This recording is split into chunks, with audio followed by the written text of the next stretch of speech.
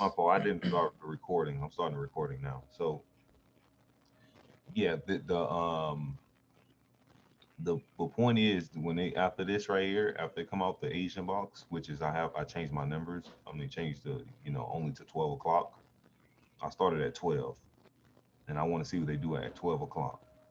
So if I'm looking for a sale here, they come down and grab orders here. I'm not getting in here. I need a rise up.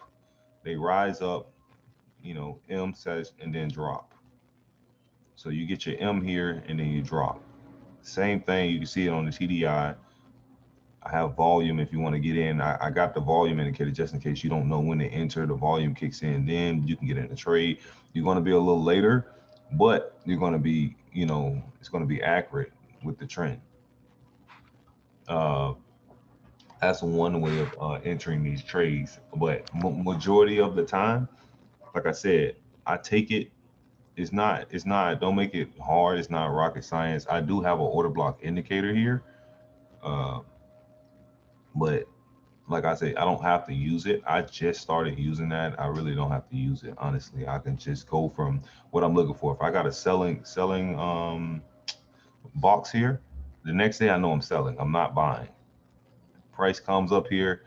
I know it's consolidating up top. I'm getting in around this area here. This arrow pop up, but you don't have to get in as soon as the arrow pop up. Like I told you, you can get in. If you once you get more in tune with the strategy, you can start getting in a little earlier. That's a sell right there. That's a win. I get up again, get all these people out right here. That's another sale. That's a win. And this is another sale. That's a win. So that's three sales in a row um, of winning. In the last 11 trades of doing this strategy, it's like what 11-0 Are you for serious? for this strategy. Because I can I've show only you. ever got I'll show I've you only right. ever got that record by losing. Say it again. I've only ever got 11-0 by losing. Is this an illusion? No, I've lost 11 in a row. I've never won that many before. Oh, yeah, I'll show you right here. Look, this is a blue box, right? You know you're buying. Uh, That's one trade. Thumbs down. That's one trade. Here's another one. That's two. I didn't take this day because it didn't give me the stop hunt low. I need them to break down here. You could have took this one because it did stop hunt low. My TDI was technically not all the way oversold here, so I don't really like taking these because I know price could possibly price can consolidate here and then push down again, and you can get stopped out. So I usually don't like taking them, but if you wanted to take them, you lower your lot size because it's more riskier. You can win that trade there. Here go another one. Come stop hunt low here. You win that one. Here go another one. You win that one. It comes down. They stop hunt low. Comes up. Goes directly up. It's just like it's it's like shooting fish in a bucket. Like I said, it's going to do the same thing. Like, and it's not going. If you don't see that setup, don't take the trade. Same thing yeah. here. Come down. You can see the TDI not all the way at the bottom, so I don't take this one. I need the TDI to be below the 32 level for me to take the trade. Some people take it when it come out to pierce out the Bollinger Band, but I find that price can still go down further and stop you out. And if you're okay with getting stopped out and getting another entry, because you know it's going that way, and as long as you have a small lot stop loss, you're good. But for me, I prefer when it gets to the box, I know I'm selling. He's selling this day. As soon as it buys up, I'm waiting for it to touch the box. It comes to this box, I'm in the trade right here, right up in here, because I already know what's about to happen. Here, you go like 14 pips and draw down before you end up getting like 50 pips for the day. Same thing here. Drop again, drop again, drop again. Same thing here. We come down, get these people out down here, buy up, then get it this day, drop, and went straight up. And now they're probably either going to make a zone here, another zone here. I will see Monday how this works. I won't probably be trading this pair until I see if it come into this box. If it comes to this box, then I'll probably be selling it. GJ. So It do you does guys have look simple. huh? It does. Like saying it in the way you explain it, it seems simple enough. Yeah, it's not difficult. People make trading a little more difficult. And I understand. People have different ways of teaching it. Um, but like I said, I learned that specific setup from ICT. The thing is, ICT they teach you how about 4 hour zones and 4 hour structures and stuff like daily structures and stuff like that. But the problem for I seen people having with the challenge that they was having was identifying the 4 hour zones and support areas.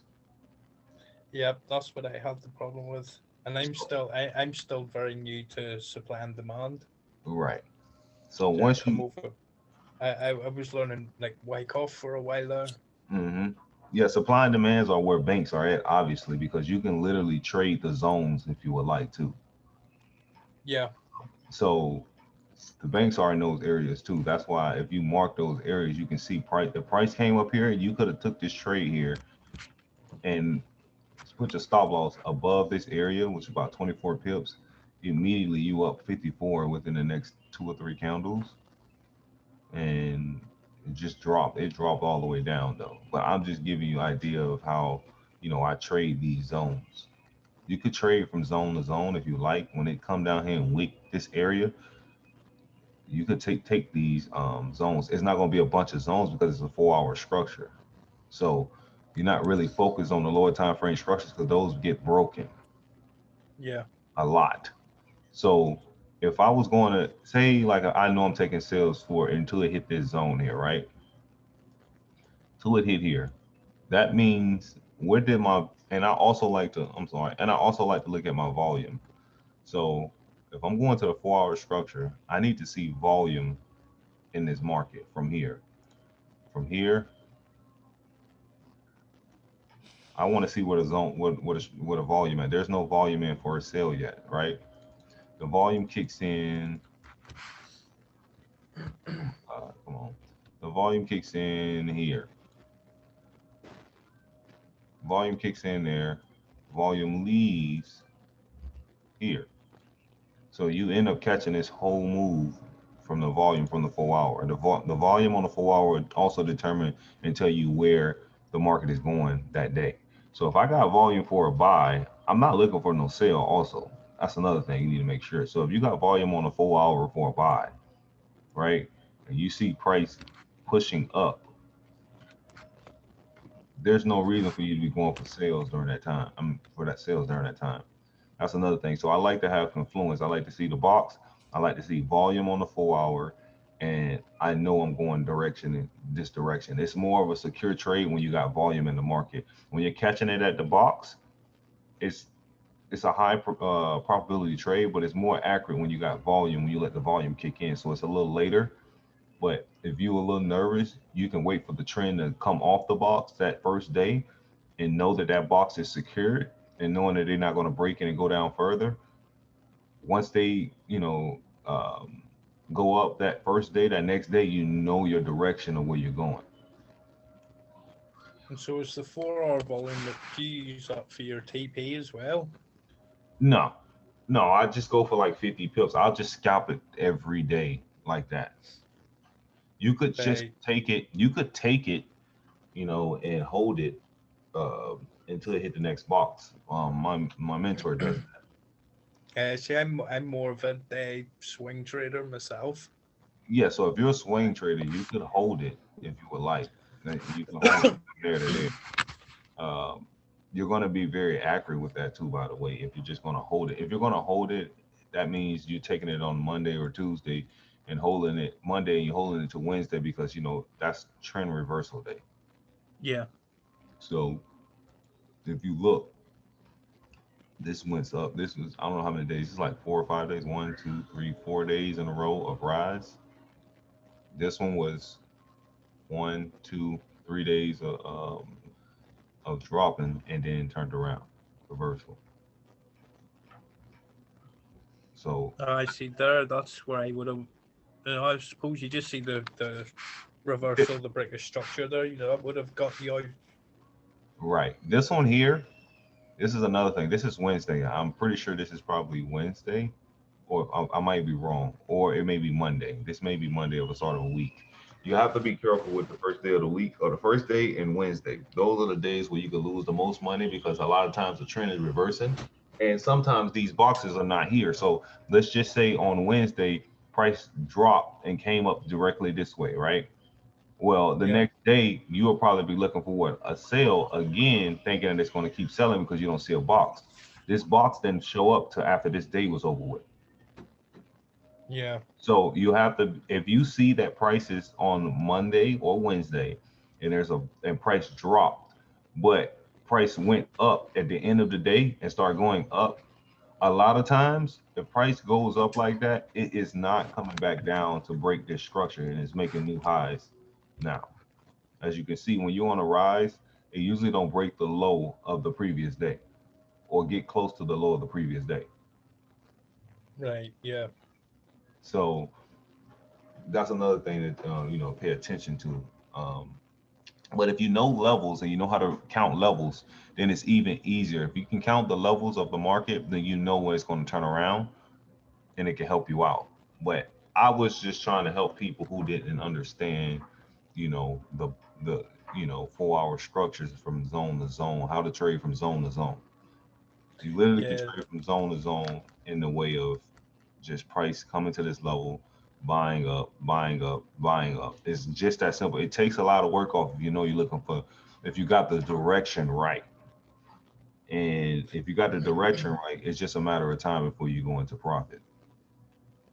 yeah. Oh, I seen that video. I was actually looking for something else on YouTube, and it just popped up, and I thought I'd watch it for a laugh. And yeah, Yeah, it really opened my eyes because I've been trying to learn smart money and for the last few months, yeah. and I get structure. It's the rest of it. Kind of, I don't really get liquidity and finding the right point of interest. I mean, and Okay, so counting, okay, that's what's messed me up. But this supply and demand thing really seems to help. okay, so with liquidity, it's simple. Wherever, I don't know if they're trying to make it difficult, but just wherever you see an area where structure is of interest right here, there's liquidity above here. And the reason why, because people are putting orders up here and people is putting orders down here. They're putting pending orders below both these areas. That's what the liquidity is. The banks see that and the banks attack it. You see Yeah, how the bank attacked this. Look, they went here, broke above for the breakout traders, people who have pending orders here, take them out by pushing it down back this way and then go up. I see that. Yeah, It's just that simple. Like here, even here, look, this is liquidity. That's why they got the areas here, liquidity on both sides. So when you look at structure, a lot of times when you look at backtracking and you looking at the structure, you're like, oh yeah, it's going to go this way. You see, people drawing lines and stuff like that. First of all, I don't draw lines because there's no absolutes in trading. So there's no actually, even with order blocks, a lot of times it will, but then a lot of times it'll go past the order block a little bit, then come back up to the order block. yeah, So if you see like this right here, they only wick down this far. Why? Because there was orders right here. Majority of the orders was right on the edge of this and came directly up. Why did they wick all the way down with this big candle? This was a whole candle here and then came back up and never came back below that.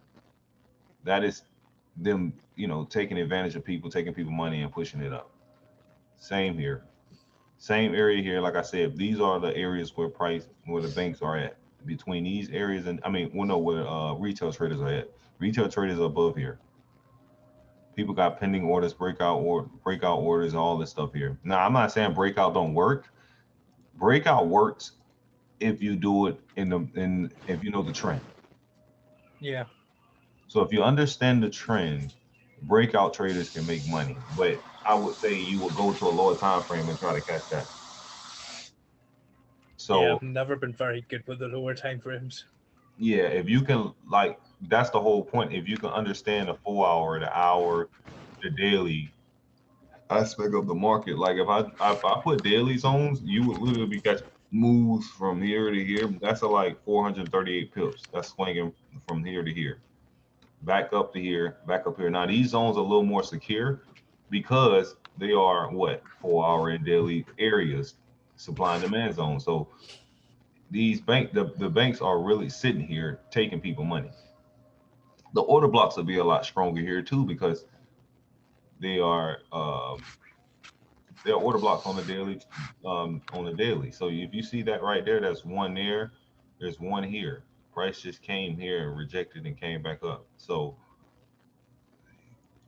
I got this on here for a specific reason, to see the order blocks. But like I said, you don't need them. It just give you precise entry. So if you see an order block here, price comes down here, the TDI is well oversold. That is a very good entry right there. And there you go. You literally have no drawdown really on that trade. When it touches this, you would have got in. You don't have to wait on the arrow, and you immediately went in profit. I think you went in drawdown, probably just a spread in 2 pips. If And that, that's a breaker, is it? That order block it's marked out there. right here, Yeah. yeah. Hi, everyone. Hey, how you doing? Yeah, very well, thank you. That's So yeah, brilliant. That's a good wee indicator too. I haven't used indicators for a long while. So right, because they get bad names because they tell you you can't use them, right? But some of the most top, I mean, the top millionaire traders, a lot of them that you don't hear about, they trade with indicators. I mean, charts. The chart is, I mean, the candles are indicators. Is an indicator. Chart, the indicator. I mean, candles are indicators. If people didn't know that, that's actual price. Price yeah, candles is not um candles is not how price look. It's supposed to be numbers, but they change it to candles, so it makes it an indicator. yeah, So, a lot of people say they don't use indicators. You do use indicators. You use candles. That's an indicator. They yeah. just give you Well, a bad name on it and saying that you don't use it, but you do use it. I mean, well, yeah. I suppose I'm free for a use price action, but I mean, like supply and demand indicators and TDA. Like I haven't used any of these for a long while. I've got used to using like a naked chart, Yeah, so it's going to take me a bit to get used to using all these again. But right. I I and I really like this. understand. I fully understand, but I'm what I'm gonna tell you is this, these indicators work in the base. They just don't work just because you have them. Nothing works just because you have them. You have to have the once you know the trend, the indicators become a lot more accurate. I can put the MACD on here and it could be the same thing. I can literally show you the MACD and it'll be the same thing because I'm following the trend. I'm not changing the trend. That's it. If I keep the trend of the market, you will see it's the same thing. Let me remove this TDI real quick.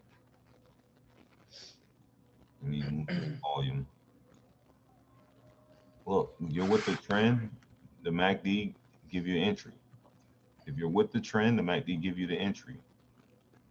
If you're with the trend, the MACD give you the entry. It's the same thing. It's not nothing different. These indicators work. It's just that you have to know the trend. Once you know the trend, the MACD becomes a hell of accurate. You're I with the suppose it's the satins as well because like I did try indicators like when I very first started trading, and I found that the lag that got me into like the trade quite late. mhm.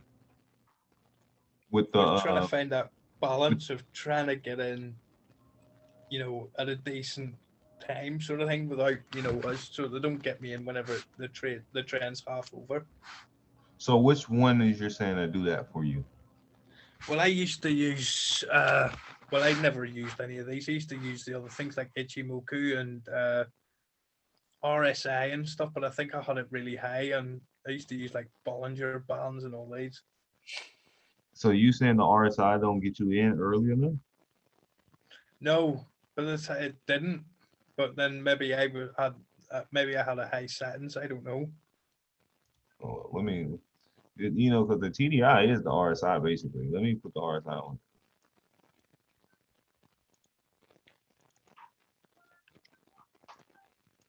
Oh, so you have your settings on 5. 9. 9. Hmm. Oh right. I have mine up higher than that.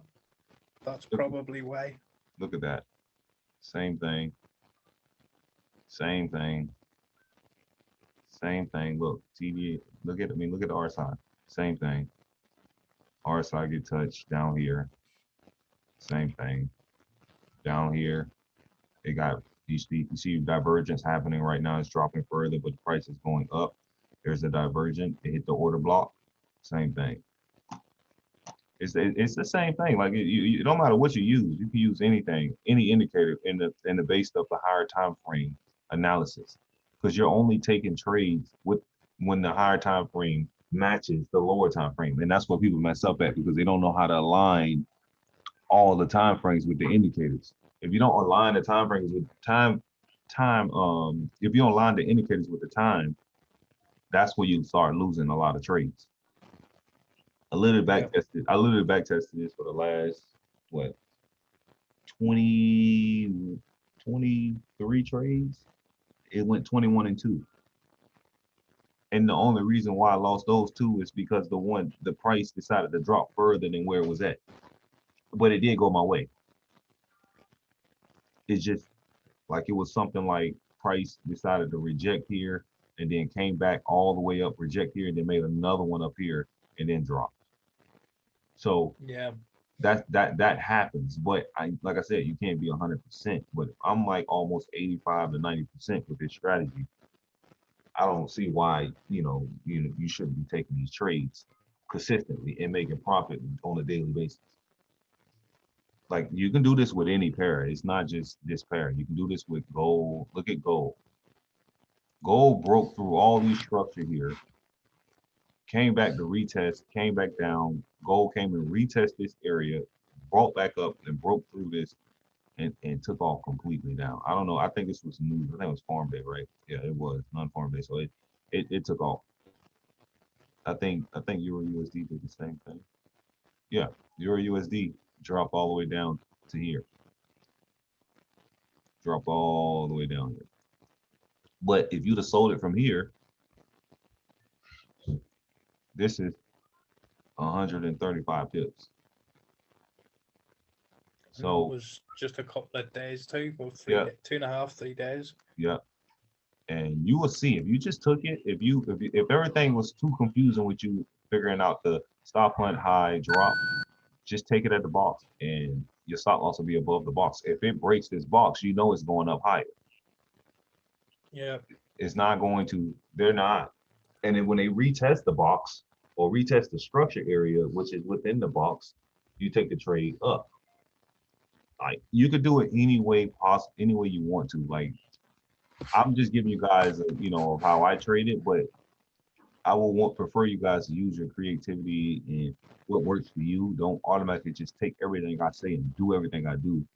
Do what works for you guys because that's what's going to. But just know the higher time frame analysis. So all the indicators you threw to the side, you go take them out and go see how they work with the higher time frame analysis, and you will see a difference in your trading completely.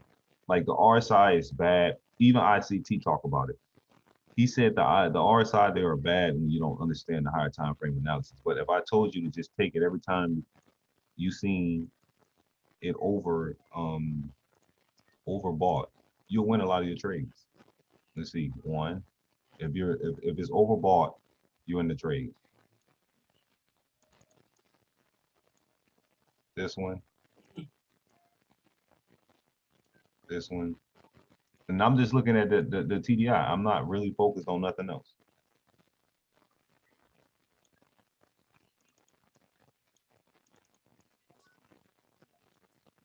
So you won this one, this one, this one. You could have possibly lost this one depending if you got on this entry up here and you went in. No, you didn't. You got 7 pip drawdown. You didn't lose that, so it dropped. I don't know nobody who got I usually do like a 20 pip on your USD, 15 to 20 pip stop loss. I don't usually go no higher than that because this pair don't move as much as I would like it to do. But this right here is a really good trade still here. It still drop all the way down. But this is how you win. And all I did was align the RSI with, you know, the higher time frame analysis. That's the real overbought and oversold areas. The 4-hour structure, it would tell you where to be taking these trades. So as you can see, this price, it's not rocket science. Like it's as simple as possible. As soon as they get in this box, I'm looking to get in the trade. I'm not waiting for it to come out the box, because I already know the majority of the time it's a 4-hour box. It's going to stay. It's going to respect it. Now I do base, you know, my amount. Like I don't just over leverage because it's in a box. Don't do that. Majority of the time you will win those trades, but don't over leverage the account. You know, trading is not, like I said, it's not absolute. It could break the box. It could possibly break the box. It depends on what happens that day. There could be news and break straight through it. So be careful with that. But I found out a lot of people they lose in trading because they can't hold trades because they're over leveraging. They're over leveraging their account. If you could hold the trades, you could win the trades, because all your trades, majority all your trades. If the trades that I lost on zero on those 2 losses I told you about, 20 when I went 21 out of 23.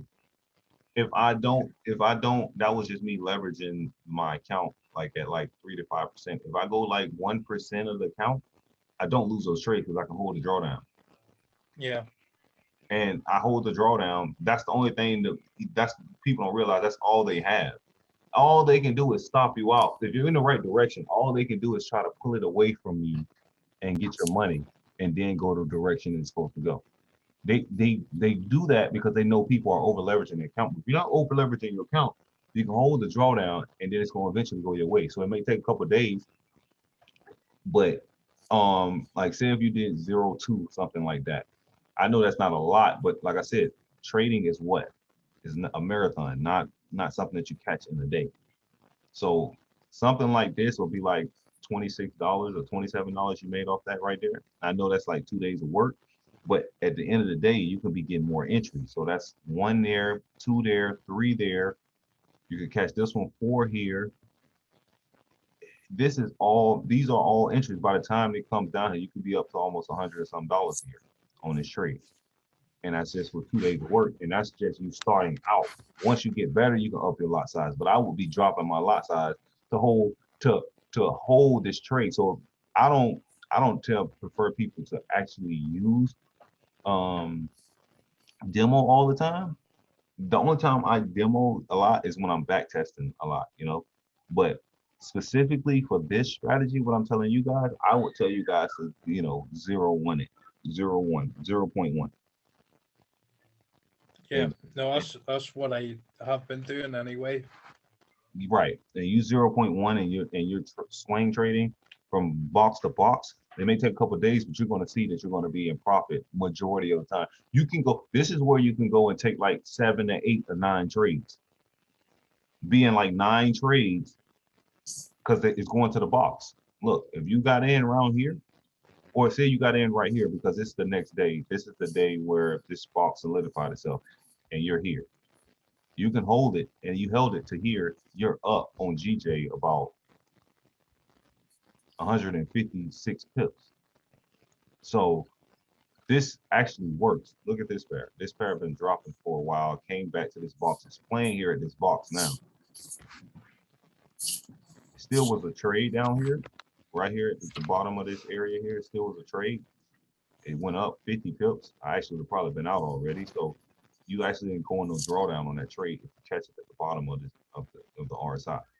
But as I told you, you can use the RSI, use the TDI, but you can use any of them. Like it doesn't matter. The RSI is just basically the TDI. The RSI just has a lot more. People use the TDI because it shows you the trend and so on and so forth. But I already know the trend. Honestly, I could use the RSI because the trend is already shown for me from these boxes. Yeah. I already know what the trend is when I hit these boxes. And it's before the moving average tell you it's there. So if you use the 200 moving average, it shows you before the 200 moving average. And that's why I stopped, you know, I still use it sometimes, but I don't really use the moving averages like, you know, the 200, all these ones here. Oh my God, hold on. Yeah, no, I find that really distracting having all that. Right. I usually used to keep the 50, the 200, and the 800 on. The 800 is the 4-hour structure. As you can see, this is where price is at. So this is a very great trade if you're taking it with the trend here. You already know if it hit the 800 EMA, a lot of times it's going to push off. So that's another confirmation of taking that trade. I mean, I see it there, especially lined up there. You got your arrow there too. Yeah. So it's like, So I can see a point right enough. That looks good. so as you can see, this price told you to sell, but look at the 200 EMA. The 200 EMA is all, I mean, this box told you to sell, but the 200 EMA is lagging to before price get below here and even come down. Even the 50, you see? So the 50 not that far behind. That's why people use the 50, but you can kind of tell what's going on before it even actually happened. I can show you another pair. Let's go to another pair. Go here. Here, this drop came back, went back up, and then dropped again. Now, this day here, this is only in one day. This dropped in one full day. The next day, it pulled up. I would have probably got in when the TDI was, the RSI was oversold. Overbought. This is my entry. It went up 10 pips. I probably would have put it about 20 right here in the box area because this pair don't move that much, and I'm not over leveraging my account. This pair don't move that much, so I'm not looking for a home run hitter. I don't usually go for home run hitters. I need a little room to actually take those trades. I usually use, if I'm using GU, I usually use a 30 pip stop loss, 60 pip take profit. That's what I usually go for. But as you hone in on the strategy, you'll be able to do a lot less. You can do 10 pip stop loss. And I will show you guys that in just a second. But this is how I would usually trade this, so I wouldn't lose this, because a lot of people lose this because they'll put like a stop loss right here. And you're not giving the room to move. You got to give it room to move because they're going to see that. They see people putting orders, so this is why they went and hit it 3 or 4 times. Because they see people putting a stop loss. They're taking them out, and then they're going to drop it the next day. Look, they dropped it completely down. But if you just waited for it to hit this box, what happened? It dropped. So it sure did. Huh? It sure did drop. Right. So what I was going to show you guys how to hone in on this strategy when you really get really good at it. Just with the boxes, bro, regardless whether they are verified or weak boxes, we'll keep, just trading from there. Yeah, if it's a 4-hour box, and it's I usually like to trade verified, but if it's a 4-hour box, then usually the lower time frame is going to respect that. Because you just get confused, when it is weak 4-hour box and it says weak boxes. So I'm a bit hesitant to take trade when it is weak boxes. Next to the box, it says it is a weak box on the 4-hour frame. Yeah. So I was wondering whether normally we will take it granted that when it is a verified box at the 4-hour, it will be more confirmation. Am I correct? Right, because the weak box is a 4-hour. It can still be a 4-hour box. It's just weak. It's saying it's weak. Don't necessarily mean that it's not going to have a reaction there either. Yeah, so, but when it is weak, it means that there is a high probability it might break and go up, or maybe vice versa. It's not a high probability. Mm-hmm. It's a 4-hour box. Like what I'm saying is, have you traded from the weak box before? 4-hour weak boxes. I traded once, but it goes the other way. It breaks that box and it went it moves uptrend. I was expecting it actually to drop down. So it did go through the box. So you had one instance where you lost it. Yeah, one instance when I lost. It is 4-hour box, but still it actually break through and it went the other way around. Well, here is another instance where price hit here and it dropped, correct? So it's no, like I told you, there's no absolutes in trading. If you feel comfortable trading verified, you trade verified. You trade you trade what really works for you. Like specifically for me, I could trade either one because I know I'm not over leveraging my account. I know Is that the numbers are going to go in my favor. So if you But feel from that- your experience, does it like very frequent happen when it is a weak box, or maybe it is very rarely? Maybe it is just coincident happen with me. no, like the percentage wise with the verified, I mean, when it's coming from a 4-hour box, Uh-huh. majority of the time you're going to get some type of move at that box. They're going to drop. This was Okay. considered Okay. here an untested zone here. Yes. Yeah. Like untested zone. Yeah.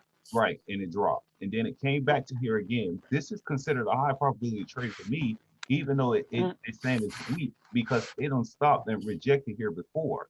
So I already know there are orders above this area here. Yep. And the banks are really going to probably not push above the area. They're not going to push there. They're going to come to this box and drop early a lot of times before if they know they're going to go down regardless. Because a lot of their orders are probably around this area. Okay. is that box there? Is that a 4-hour box? Is it? Yeah, this is a 4-hour box. Right. These are 4-hour boxes. So even though it's weak, it's not as strong. It's not, I will tell you this, it's not as good as a verified box. Yeah. The probability of it going your way on a verified box is a lot higher than a weak resistance. Then the weaker box. Okay. Got Right. it. Yeah. That is Okay. true. That is true. So Okay. a weak box, would that be the same as like a fresh zone then? Yeah, it's like fresh meaning it haven't been tested as much as for it to be verified. Now, I would say this box possibly going to turn into a verified box. This is a 4-hour Okay. structure, so this box usually becomes like they delay before they decide to say it's verified. And the reason why they want to make sure it solidifies itself before it says verified and call it a verified box. So I believe this box is going to turn into a verified box probably the next day or probably the day after that. It's going to either turn into a verified box, but most likely it's going to turn to a verified box very soon. So I have 1 touch, 2 touch, and a bunch of touches here. To me, this is a very strong trade here. Now, this comes up to you. You're like, I don't want to take it. Don't take those. Look for the ones that actually fit your needs. Like this one, this is an untested zone. There's no boxes here yet. I go to the area where you see there's a weak structure here, but look, as I told you, it came here and dropped. It still dropped. This is a weak support here. What did it do? It balled off it. So I'm like I told you, it doesn't matter. A lot of times it happens when you do take the trade, but a lot of times it do happen and go your way. But there's some times where it don't go your way, and that's why I told you, you're working with numbers. You're not trying to be accurate every time. The point is, Absolutely. if you're accurate majority of the time, that's the most important thing about this strategy. Yes. Yeah. That's correct. And like for instance, sometime once you have got like your the blue box, now it is at the support zone, but all of a sudden you will see there is another one will pop in above it. So do we rely on the existing one or the new one which it will pop in? Like there is a box which will start forming in between. Okay, so hold up. You're talking about a 4-hour box? Yeah, 4-hour box. Like for instance, now I've got the blue at the support, but all of a sudden maybe there's another one will start forming above this support zone. Where? So which like just where your cursor is.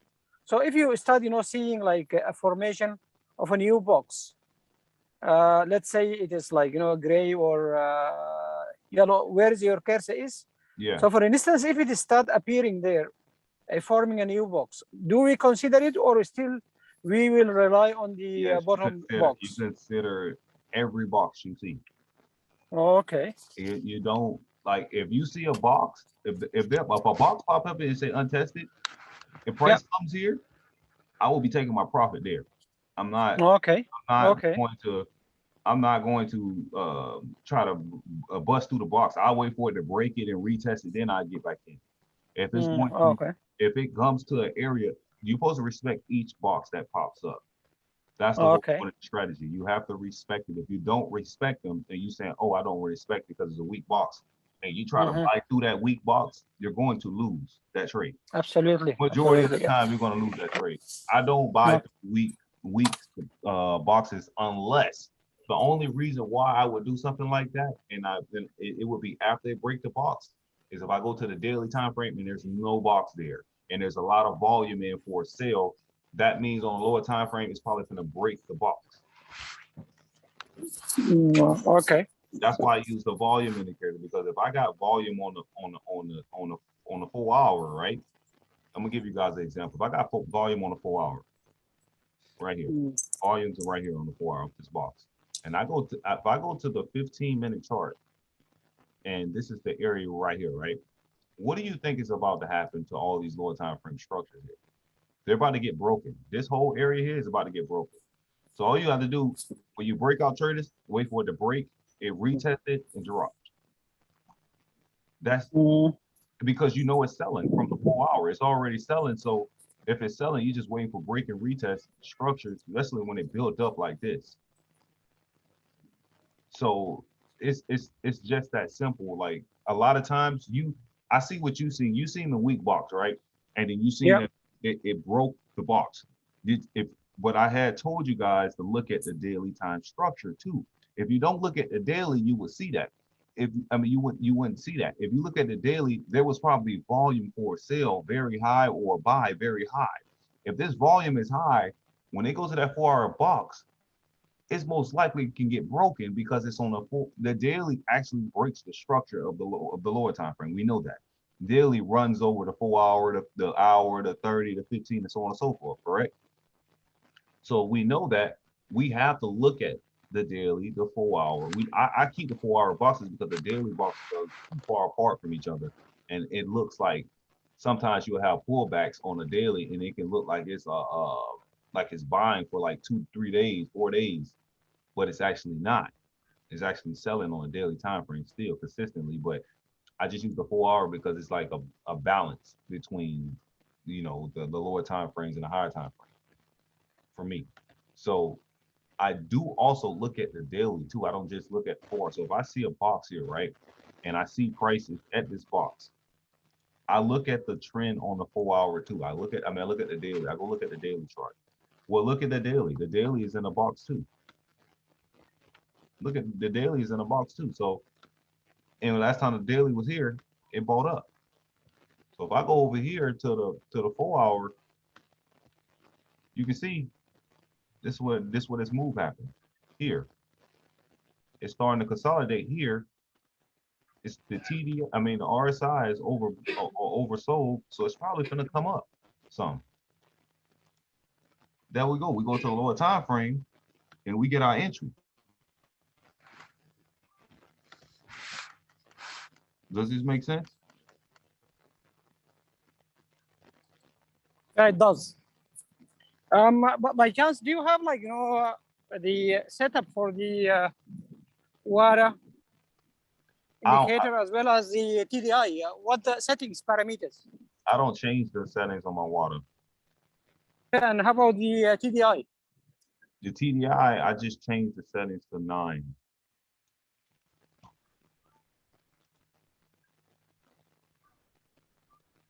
What exactly is 9 on the TDI? The RSI number.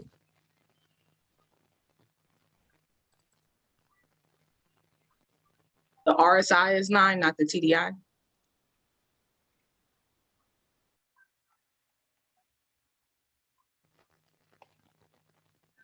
The TDI uses the RSI. So in the TDI, go settings and then change it to 9 instead of 14 or whatever. I'll show you here. This RSI period, I changed it to 9.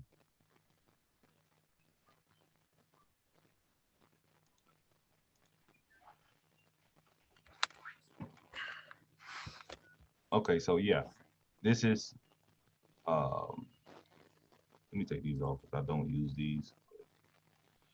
Yeah, so that's how I trade it. Like, do you guys have any questions, other questions, like, so I can help you guys? So basically, well, I got one question. So you know, that's the Asian session, right? Those small line boxes. Yeah. So you always have to wait them to stop hunt that level and then take the opposite side of the trade. Yes. I wait. So without it, you're not going to take it without it. Yeah, I'm not taking it without it because I don't know what the point is. I want to trade with the banks and not against them. So I don't know if the banks decide to start pushing price down. I already know if, especially this is the price just start pushing down here. most likely they're going to pull back. A lot of times they pull back bare minimum to this minimum area here because a lot of people stop losses be here and then they drop.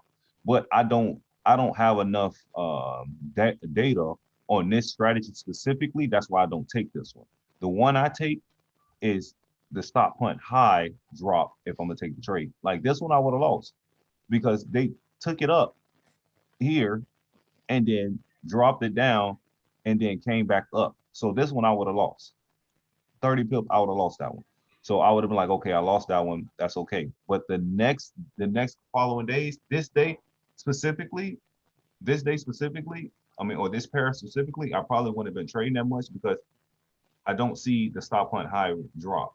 A lot of times they just drop. You see, they're just dropping it. It's just dropping it. And then they rise and then they drop it. Then they drop, like came here and then dropped it. I don't like those. I really look for the ones where this. I only look for ones that really look like this. Drop up, something like that. Like this. See, that's how I trade it. I don't trade it where it goes bare minimum. Like this one I would have took. I told you I would have lost this one. I knew I would have lost that one. This one here, I wouldn't have took. Some people take these, but I don't take them usually because my RSI or TDI wasn't overbought, so I'm not taking that trade. Does that make sense? Yes, it does. Thanks. So yeah, like there's going to be times, like I said, you're going to lose some of them, but majority of the time you're going to win majority of them. Now, if you were swing trading from the box, you never lost the trade. People who like to swing trade, if you're swing trading to this box here, you won. Like it's going to drop, and you swing trade from box to box up here, you're still in this trade until it gets to this box, which is very close to it. So that will be up to your discretion of how you want to trade that. But I trade it daily, so I don't. If I go looking through pairs, if I don't see that setup, I'm not taking it. So I'll just go looking through and scrolling through pairs and looking for that setup. It don't matter. Like, some people say, oh yeah, I search for certain pairs and I trade certain pairs. For me, No. Hello? Yeah, I'm listening. Oh, for me, I trade the setup. I'm only looking for the setup. I don't care what pair it is. If that setup is there, I'm in the trade. Because it works on all pairs. They're going to do it on all pairs. They do it all day, every day, each pair. They get people money like that consistently on a daily basis. Are you using some different type of candlestick, like the MACD candles or the Hankenashi or something like that? Or is it the regular one? No, I've been using regular because I've been using order blocks, but you can use the MACD candles if you would like. The thing is, the MACD is just as good as, just putting the regular MACD on the screen, but a lot of people use the MACD candles. I was just showing the MACD candles, but I don't use them in cahoots right now. I don't use them right now. I was using the Hakanashi candles. I'll show you guys that, but they help people who are, who don't know when to enter the trade or know how to trade setup.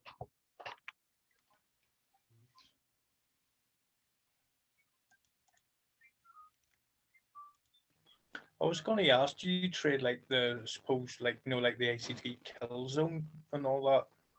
The what? Do you trade the like certain times, like ACT kill zone, or do you just want to enter whenever? No, I enter. It's around the same time because, like I said, his kill zones are around the same time, but there's no absolutes when it comes to that. So you do get entries, but I mostly look for the setup. Whatever that setup happened during that time, I would say it happens around about 5 to 6 in the morning. A lot of times that setup happens about 5, 6 in the morning, and then it decides to go. The setup. That's how, I used to enter the trades. But as of now, no, I don't use ICT kill zone specifically, no. So you don't, I suppose then with you being America, you wouldn't trade like London too much then? Yeah, I trade London. Because you would probably wait London spike, when it manipulates the Asian session. That would be in the London session. Right. Okay. But what's your trigger point? So for example, so you know when it manipulates it, and then what's your trigger point? How do you enter that exactly? Like when do you actually place the trade?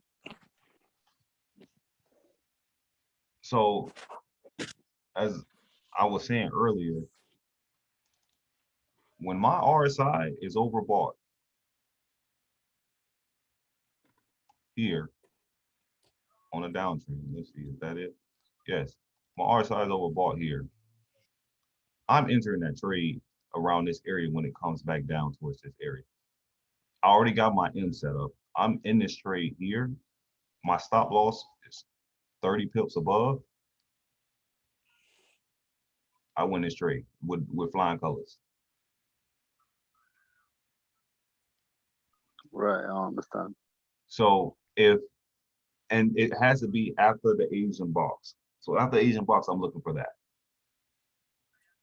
If that don't happen, say if you guys want a more precise entry, what you could do is you could use the Hull moving average. You can take it with the Hull moving average too. That can help you with your entries also. Let's see.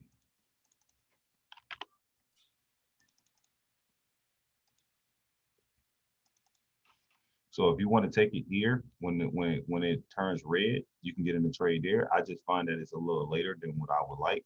But some people like it that way because like here, it gave you the M setup and then it turned red and you took it. So there's, like I said, there's no absolutes with no indicator, but like you're not going to get the precise entry every time. But if you would like, I can also enter this way too. I will wait for it to possibly come back out of it, looking around this area right here to come back to this area. And I do not just mark it like that. I do mark zones. So I told you I don't do lines, I do zones. So this area here would have been considered an area to trade this right here because I see, order block here and I also see structure here. Does that make sense? Yeah. That's, Yes. say it again. Yeah. If you looking at this area, right, and you know they're going to come back to this area, if you don't take this one and you like, okay, I'm gonna wait because I don't like this one, okay, don't take it. Take it here then. This is a very high probability trade because you can see where they at, where the bank's at, where structure is. Structure works. You just got to know where they're taking it to specifically. Once you know where they're taking it to, this actually give you really good entries, as you can see. A lot of times, you get sometimes messed up, but majority of the time, give you really good entries on when to enter the trade. So it's a lot of things you can use. You don't have to use that. You can go to the lower time frame. If you know you're buying or selling here, if I know I'm selling here, I can go here and mark. Let's go to another area because it might not show up on my screen because I don't have all my candles set up like that. Say if I know I'm buying here, right here, or the next area. This is my first level, so I gotta wait for my second leg. This is my second leg here, and I can see divergence in the market right here. This is my second leg. So say here, you're getting that trade. I can go to the 5-minute chart. This is another thing you can do. You can go to the 5-minute chart. I can enter here. When it breaks this area here, it broke above. I can wait for the retest of that area. It got close. If you actually could have took it there, and you would have never wanted no drawdown, you've just been holding it to the next day, and you actually won that trade. That's another way you can enter to get a very small stop loss too. Does that make sense? I'm picking the area where I see structure at on the 5-minute chart. This is where price came back and forth. This is the W. I need to wait for it to break. You could have entered here, or you could wait for it to retest, which this is close. Either you take it there, or you take it here. Either way, you wouldn't have lost this trade. Does this make sense? Yeah, it does. Thanks. Yeah. So there's multiple ways to enter the trade. It's not more so of, you know, no absolutes. You got to find out what works for you. The point of what I'm trying to show you guys is just to find out what works for you. Don't make it difficult, because a lot of people make trading more difficult than what it is. If you don't have to, if you're just looking to win and make money, just take it when you see it from the box. The next day you're looking for a sale. See, this is a weak resistance zone, but look what is price doing. It is dropping still, right? It happens where it breaks it. Price is going to, there's no box that price is not going to break. There's no price area where price is not going to break. It's just when it breaks it. But for sure, I will rather catch 4 or 5 trades here within this drop. And then if it come and break it, you shouldn't be losing no money, because you end up being in profit from all the other days that it went your way. You know what I'm saying? Like I just showed you, I told you I went, what, 21 and 2, and those 2 trades I lost is because of the trend. I mean, they decided to drop it. I mean, pull it up a little higher than the usual. So that's really good accuracy. You just need to make sure that you're following the trend. That's the most important thing. Follow the trend. You lose less trades if you follow the trend. This is where the indicators become very powerful, because if you're using an indicator in the position of the trend, things become a lot easier for you to make money. But when you start using it against the trend, that's when you start losing money. People making it, you don't overcomplicate it. If it breaks the box, okay, go to the next trade. It's not going to break every box. And I can show you this. It's not going to break every box. It's going to break some boxes, but it's not a point of, I think, we in life, we make things too difficult for ourselves, and we self-sabotage ourselves because we see something happen, a couple times, and we believe that it's not going to go that way specifically because it happened. That don't necessarily mean true. Just follow the system. If the system is working, don't change it. Simple. Just keep it simple. You're going to win money if you follow the system. I can show you all these different order blocks and stuff like that, but you don't have to. You can literally just wait for the TDI, the RSI to be over bar, and then take it down. It's just that simple. It's like, it's not that difficult. Like, I don't want you guys to make it more difficult than what it is, because that's what you have been taught. The trading can be so hard and so difficult. You can make things so simple. This is his strategy. ICT, the stop hunt low rise, or the stop hunt high drop. That's his strategy. But What he do made it you made it difficult use when the ADR for? I'm sorry, say it again. I was just going to ask, what do you use the ADR for? Because I never used that before. So you want to know the range of how many pips that pair go a day if you're scalping it. So if I know the ADR is like, the average daily range is like 54, I should be going about 45 to 40 pips.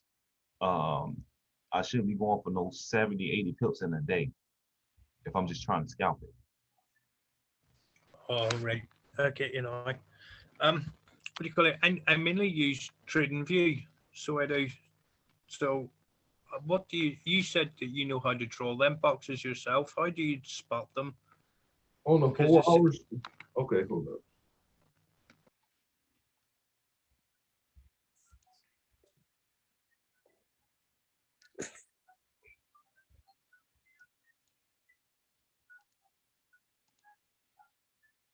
Let me just go for target. All right. I'm not gonna use that one. Use another one. This is a black clean template.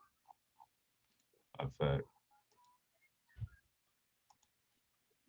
All right. So I would just go to the 4 hour.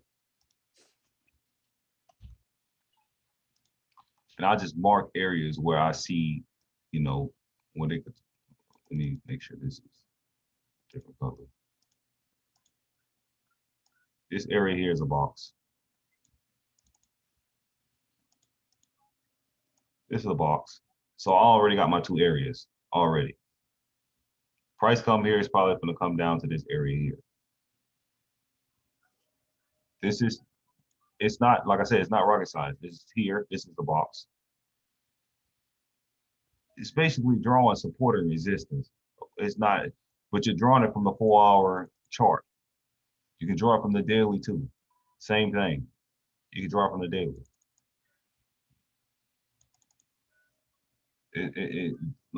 It's not difficult. We make it more difficult. Like I said, we make trading more difficult due to what we have been taught. And that's not how trading should be. So you're basically marking out order blocks. Yeah, those areas of, and you're going to see, hold on one second. You're going to see It's supply, demand, structure, and order block at the same time, basically. all together. Yes, correct. So you don't miss anything. And hold on, see if it shows that. And as you can see, where is this? It's a box here. This whole area is a box for me, but I'm drawing this on my own, but I don't have to draw this area because this area already done. I could just draw it from here to here. This area is already finished, right? I just drew it from there to there, but I know that this area here is a box here. So I'm drawing it from here. Look at this area here. Look at this area here. They got all the areas that I just marked up. So I don't need the boxes. I can actually just draw it like that and make it very simple if you want to use trading. The thing is, you're going to probably have more, I would say if you're drawing your own boxes, you're going to have more precise trades than theirs because their boxes do take some time to show up sometimes, especially from the higher time frame.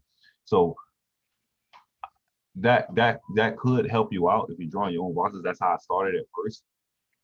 The thing is, like I said, I like to keep trading simple. I don't want to make it more difficult because if I'm looking at a bunch of pairs, I don't want to have to sit up and mark up 1,000 pairs.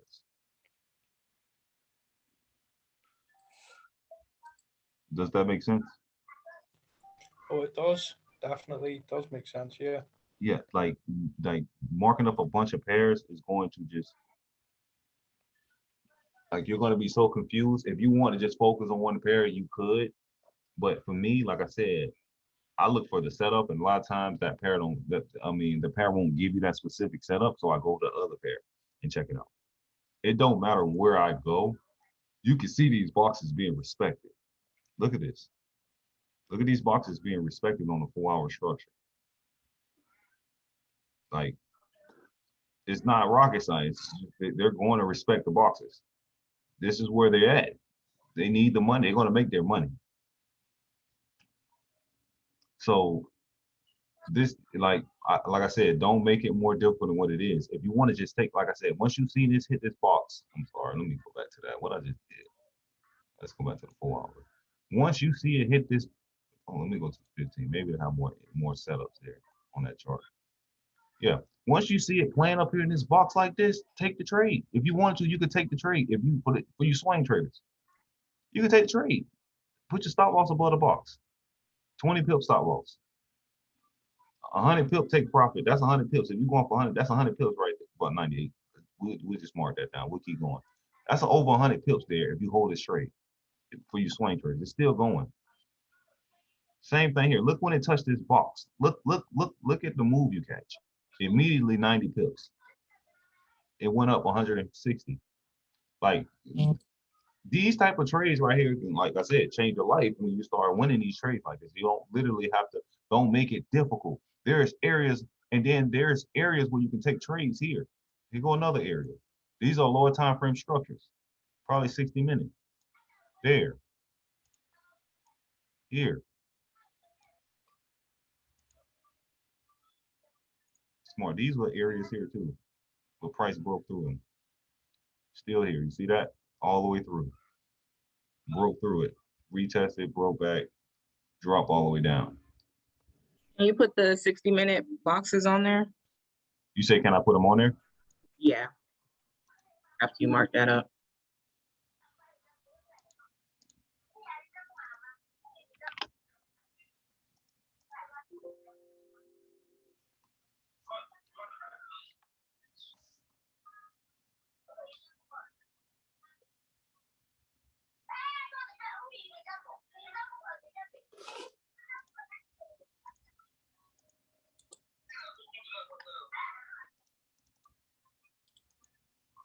These are 15-minute boxes then. I'm sorry. These are 15-minute boxes that's popping up.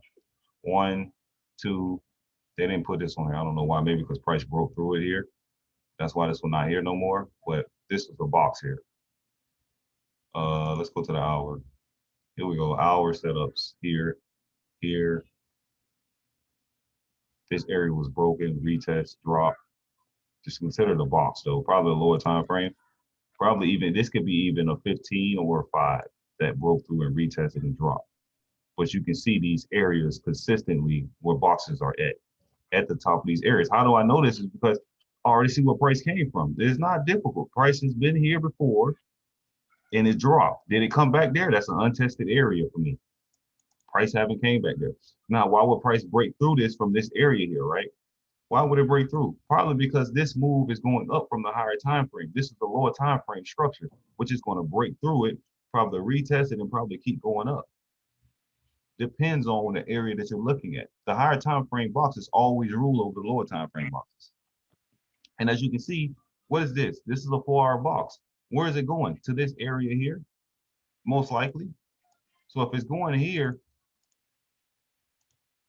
I'll make this black. I'll mark that. If it's going here, this area here that I marked up, it's gonna get broken. That's why I shot straight through it. Because it's a 4-hour structure. There's no box on the 4-hour. There's nothing there stopping that from going up. You see what I'm saying? Do you guys see what I'm saying? Oh yeah. That's true. There's nothing stopping it from going there. So it's gonna break through this. If this one candle broke through here and retested this area, it's gonna keep going up. It's not gonna stop. It's a daily box here. What do you think? The daily is going here. And when it touches this area, this is a weak resistance, but on the higher time, on the lower time frame, this is a stronger zone. On the daily, it's weak. But if you go to like the hour, you can see what that area, it's verified. You see? That line that I drew right there, it say verified. That's the same area here. Y'all see what I'm talking about? See that? Where yeah. This line right here, this line I drew, this black line. On the hour chart, that's a verified zone on the hour though. But on the daily, it's a weak zone. On the 15, I have to remember to keep an eye on the daily as well as the 4-hour. Yeah, like you want to, like, everything aligns with everything. Like I said, you don't want to just take it. I told you can take it from the 4-hour and still be very profitable trader. But if you want to be more accurate, you want to look at the daily to make sure that, you know, that price is actually moving that way with it too. I look at the 4-hour daily, mostly time to use my analysis, and I look for my entries on the 15 and the 5. Because if I know that the daily has, I know this is buying volume. Sorry, say that again. I lost you there. I say if I'm on the daily, I mean, I look for the daily and the 4-hour to take my trades. But I'm in my analysis, do my analysis. But on the 4-hour, I'm on the 15 and the 5, I'm looking for my entries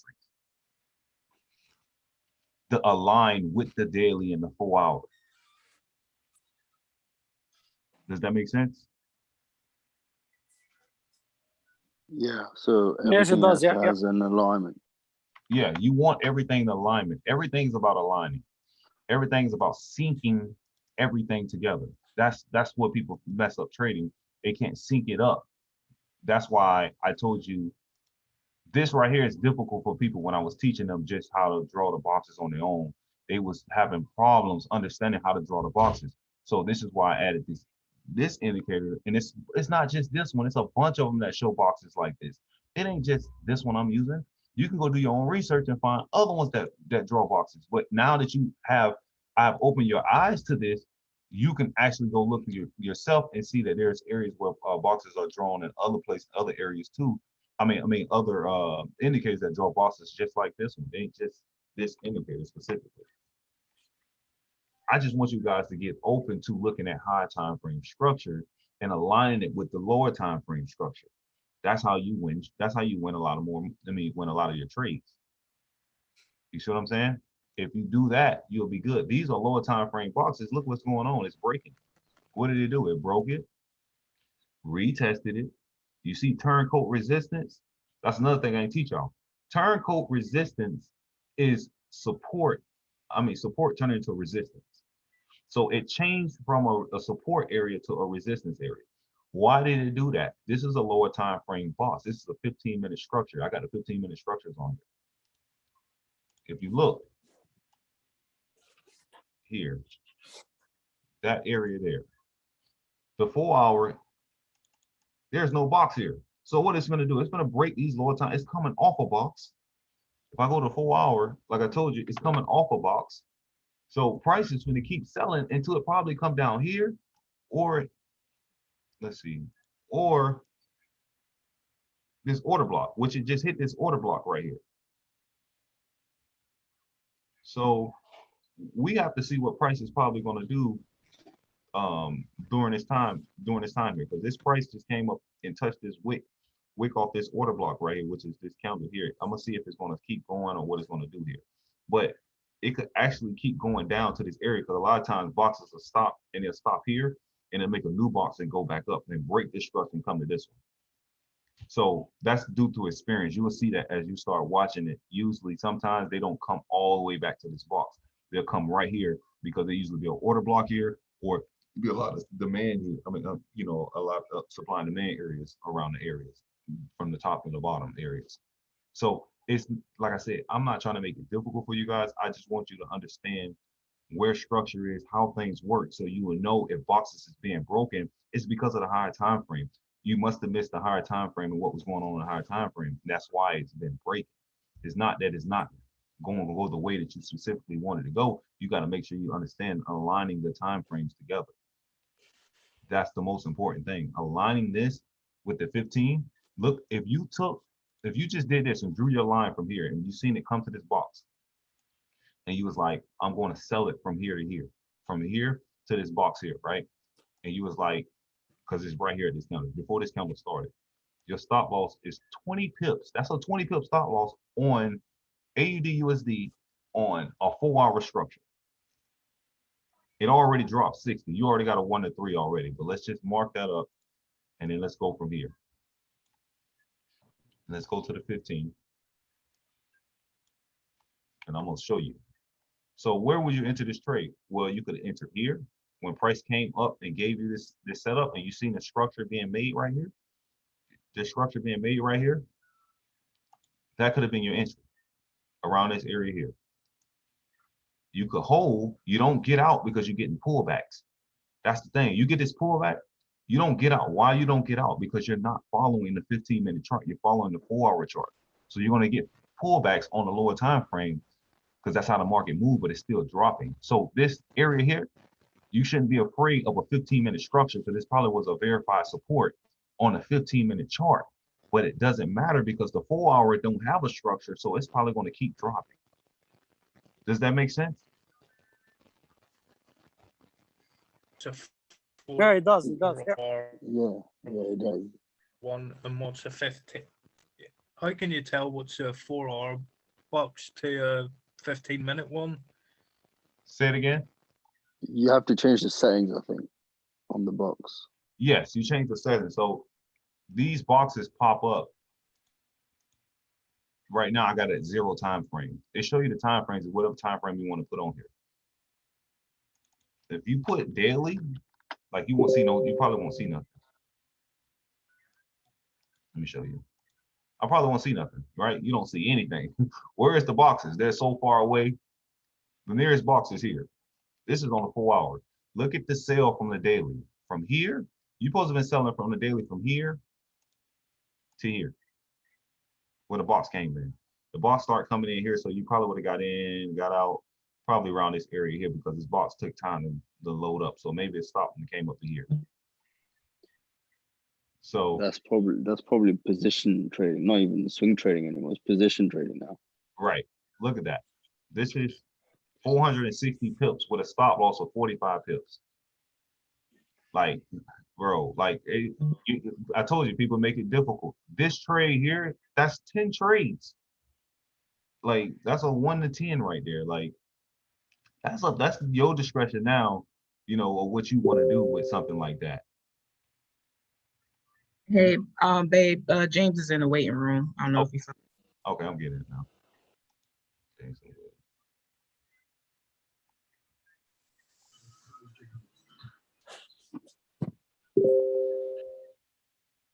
I added them. James Will.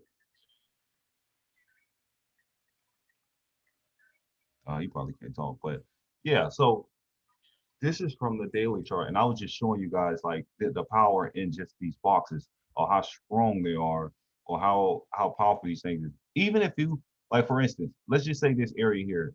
By the way, I didn't think about it. This is a weak resistance zone. This area wasn't even considered a structure area for them yet, for this indicator, right? Because when they got to this box, it takes time for it to come. So maybe it showed up about right here, right? So I know I'm still looking for sales because it's a box here now, right? What you would do is you would start go to the lower time frame. Let's go to the hour chart because it may show up better on the hour. Where is it? Right here. Look at the gap. How did the gap? It gapped your way. So when you see these gaps happen in the market, you like, what happened? You know, stuff like that, right? Higher time frame, when you mark trade with the higher time frame and you in sync with the banks, you get these type of moves where it gap your direction, not the opposite direction. When you understand how this works. This area here, that's an area, if you ain't traded for the last couple of days, you've seen it come back up in here and touch this area here. You're with the higher time frame sync. You know it's selling. It's not going to break above and start buying up. That's your trade. Look at that drop. If you were just looking for a really good trade, some people like to be more precision-based trades. This is, you could trade, that's 169 pips there with a stop loss of 37 pips. If you put it up a little higher to come above to cover this wick, I let it cover everything. I don't draw lines. I told you I draw boxes because I feel like that's how it's an area, it's a range, and not just a specific uh line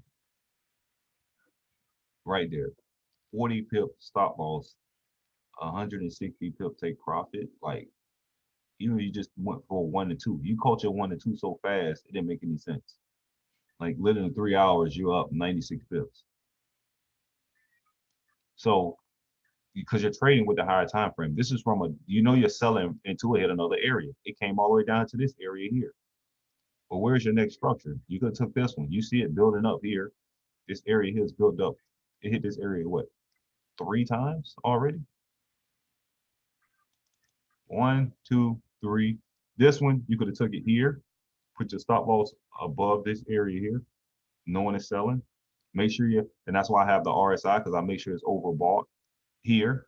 If I add the RSI, like I could trade this any way I want to. I just showed y'all, you know, the London session, but you could trade it any way you would like. It's just, you just need to know the high time frame move.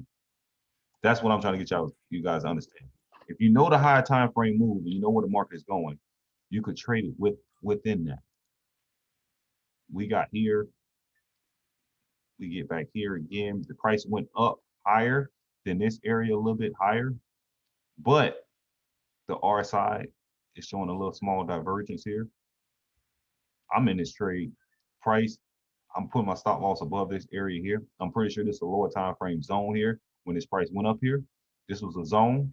I'm in this trade already. I know I am. 30 pip stop loss, probably 30 pip stop loss. You could have went for 60. That could have been your TP right here. When it came here, that's 50. I would have went for 60 though. I don't go for, you know, 1 to 2 bare minimum. 60, but it dropped all the way down to like almost 200 pips. So yeah, like I told you, people make things difficult. You don't have to make trading difficult. You can sit here and just draw structure areas and make it simple. You know, price is selling. This is for your breakout traders. You could took this down because you're taking it with the higher time frame trend. Now you're not going to win all your trades with the breakout. I find out that you're not going to win all your trade breakout because it will pull back. But if you're looking at it from if you're taking it from up here with the RSI, like I told you, if the RSI is overbought, you're in that trade. When I line these up, you're going to see what I'm talking about.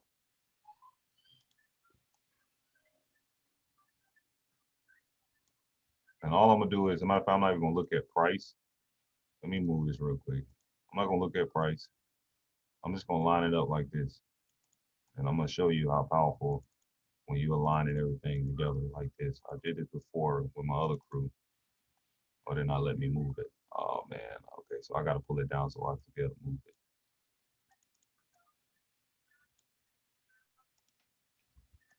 Let's see how many we win to Pat, how many we lose on this.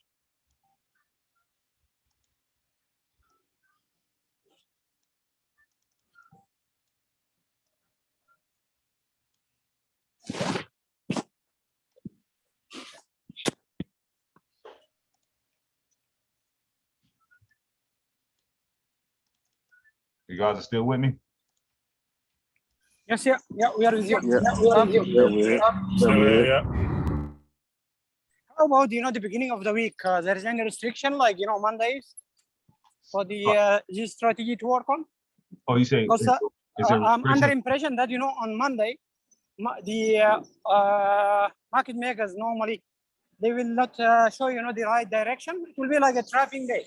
Yeah, like okay, so on Mondays they do trap, but if you're at a box, you kind of got an understanding of where they're going off the rip sometimes. So sometimes they'll do that, and they will trap you some days, but at the end of the week, I mean, at the end of the week, if you look back, you already had structure there. You just didn't pay attention to the structure, maybe because you didn't know, the direction of the trend based off what you was taught in the past. But if you go with the 4-hour boxes, it don't usually go against the 4-hour boxes. You can take it that day with the 4-hour box in line with the 4-hour boxes in the daily structure and so on and so forth. Follow that, you still will be good. I think you can trade any day, honestly. I think you can trade any day if you understand the higher time frame analysis. Okay. Are we still rocking the 4-hour boxes? Yeah, I've missed anything else. Yeah, we're still doing the 4-hour boxes. I was just showing you guys. Nice. Showing them this specifically. So here we go. That's one. That's a win. This is considered all together. That's a win. This is a win. This one is a loss. Is this a 14 period or 9 period? So I'm sorry, say it again. Are you rocking 14 or the 9 period RSI? I'm doing 9. 9, yeah, cool. It dropped 19. You end up losing this trade. You end up losing this one. The RSI overbought. You end up losing this one. You won this one. You won this one. So in all, like I want to take this one. It's supposed to be looking for buys now. But in all, I think you won 1, 2, 3. You lost 2, 4, 5.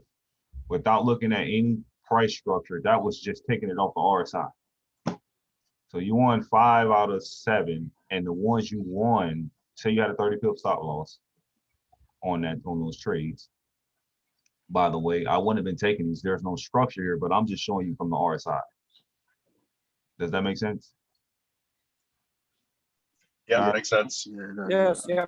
Okay, so but for this specific example, we're just going to say like we're a newbie and we don't know what we're doing, and we're just taking them because the RSI is overbought.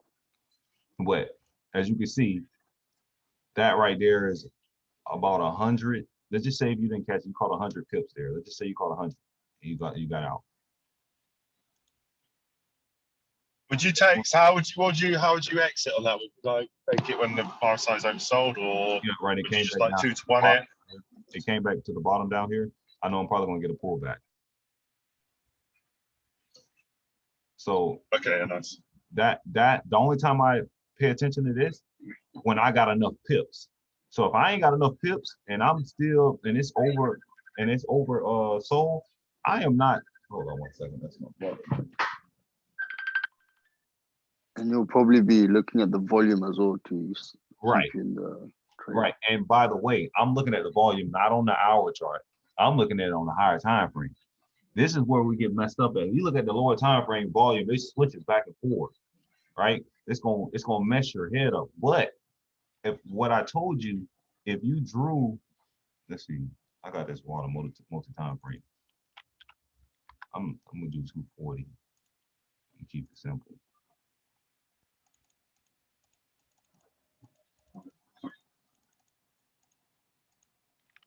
If I draw from the 4 hour, right?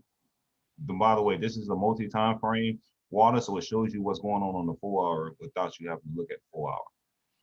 But Oh, that's dope. right, Would you mind linking That's to very handy. right, That's very handy. that? Yeah, that's nice. right. I like it. The only thing is, That's a good one. That. I like it. Don't get me wrong. I like it. Let me give you some guys. I like it, some pointers. The cons to it is that it doesn't really look how I would like. I will still look at the 4 hour, even though you see the selling volume here. Okay. So just because you see the selling volume, go look at the 4 hour to make sure still that it's the way you would like it to look. So if I go here to the, I got all these lines. Let's go to 4 hour. Let's change the color of this so I know where I'm going. But I told you guys, everything I do is all about aligning the time frame. So if I can stay on the 15 or the 5 minute chart and just destroy the 5 minute chart because I got volume for a sale and I know it's going to break all the structures, that's how you kill it in the market. But let's look. So look, we don't have selling volume. Selling volume kicks in here, right? So the selling volume kicks in here, but I won't be in that trade until that next candle because the volume has to solidify itself before I look for that trade. But on the lower time frame, what's so good about lower time frame? If I go to the 5 minute, I already got an early entry on that trade. If I can go back that far, let's see if they let me go back that far. Yeah, I do. So you can see here, the volume for the buy is here still. From here all the way here. Then it came back, the volume started kicking in here for the sale here.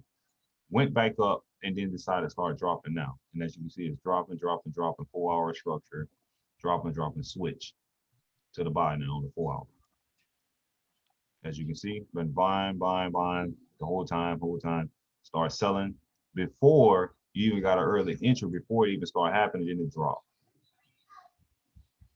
So what I'm trying to say is I always still look at the high time frame, even though I got this on here. I kind of like try to align them together. So what I mean by that is I will go to my time frame and I will probably add 2 of them on there. So I usually do I add 2. I keep this one current and I would just go like this.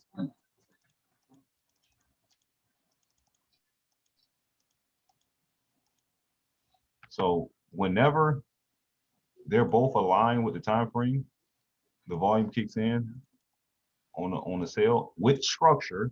By the way, I just don't take it just because of that with structure. You can see when the volume left here, you end up catching on the 5 minute chart, you end up catching about 19 pips and it came back, you end up with like 10 pips. You still win these trades just like for like scalping. If I'm trying to scalp a pair really quick, and I usually use this for indices. I don't trade this on regular pair. I use trade this like on indices. So I'll go to an index. That type of move on the index is about 1,000. It could be 1,000 pips on NAS or US 30, which is 10 So is that the is that the, I'm on my phone, so I can't quite see. Is that the 4 hour This is and the the 4 15 hour. minute, or are you on the 5? This is the 4 hour. This is the 5 minute on AUD USD. You know this pair, Okay, sweet. and you know this pair don't move a whole lot, but these pullbacks is happening on a lower time frame. But this is telling you the 4 hour is still selling. And if I mark Yeah, for sure. I told you guys this last time. If I mark the 4 hour structure with the volume, the people who've been here for a little while, they know. If I mark these areas up, you could see from here to here on the 15 or the hour chart. Let's go to hour. I'll make sure I don't mess up anything. Let's remove this. From here to here, when I got a break of structure, possibly here, I could have gotten this trade. That's 90 pips. I could have had a stop loss of like 30 pips, probably about around here. Broke this area here. About that. Say it again. Oh, somebody talking. All right. Yeah, 90 pips. So that's a 1 to 3. Like you can align those things together. Like I use that with a lot of stuff. So a lot of people don't know that you can have multi-time frame indicators. That's how you use indicators. You want the time frames to be aligned together. So this one I can use another one. I have a MACD. Let me show you the MACD one that I didn't show you guys. Let Where is it? Multi-time frame MACD. 4 hour, 10, 24, 5. So it's going to tell you what you should be doing with the MACD. Let's change the color of this to red. You guys don't get confused on the color.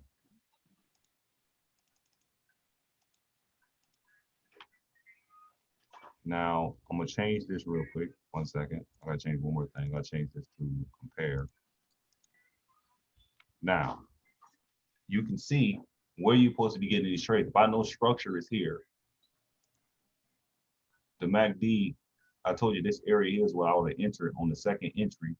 I could wait for the MACD to turn red, get in this trade, put my stop loss above here still, and let it ride. And that's about 150 pips. And this is on this. If I go here, you can literally see now when I add the boxes, you're going to see the power in when you add these boxes on the chart. Because I haven't even added the boxes. I like that. I like that indicator, man. That's cool. MACD's really nice. I can't hear you. You were breaking up. Oh, I'm on. Yeah, okay, no problem. You hear me now? Yeah, I can hear you. Oh yeah, I was just saying, I really like that MACD indicator. It's really simple for entries. Right.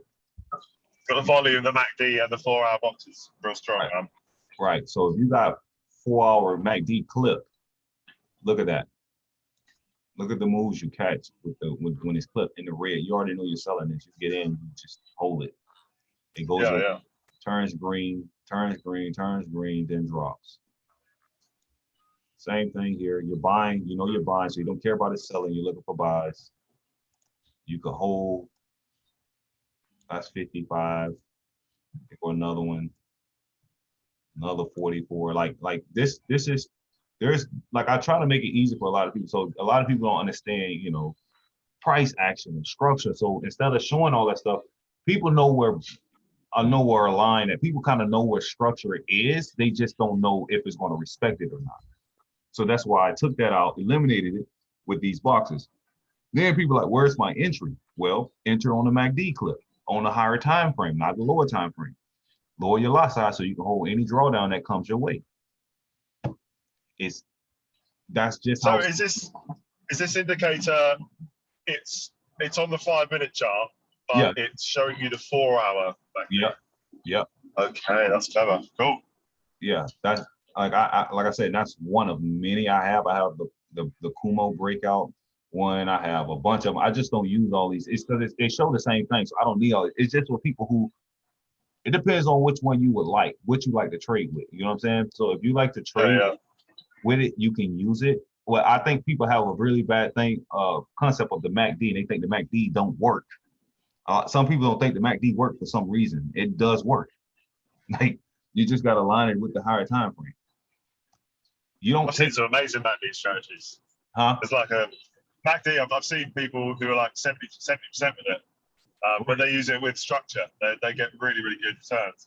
Right. You just got to know how to use it. And when you use it with structure and volume, like with the higher time frame volume too, like this is where you get those people who is like 90% traders, but they don't talk, you don't hear nothing about them and stuff like that. You don't really know about them like that. They have these systems where people are like, oh, you got too many indicators on the screen. I just want a clean screen. The clean screen making you lose majority of your money, or a clean screen making people lose a lot of money. Because people don't understand, you know, price action. You're losing so much money because you got your screen clean. That's cool, but you're what, 50%?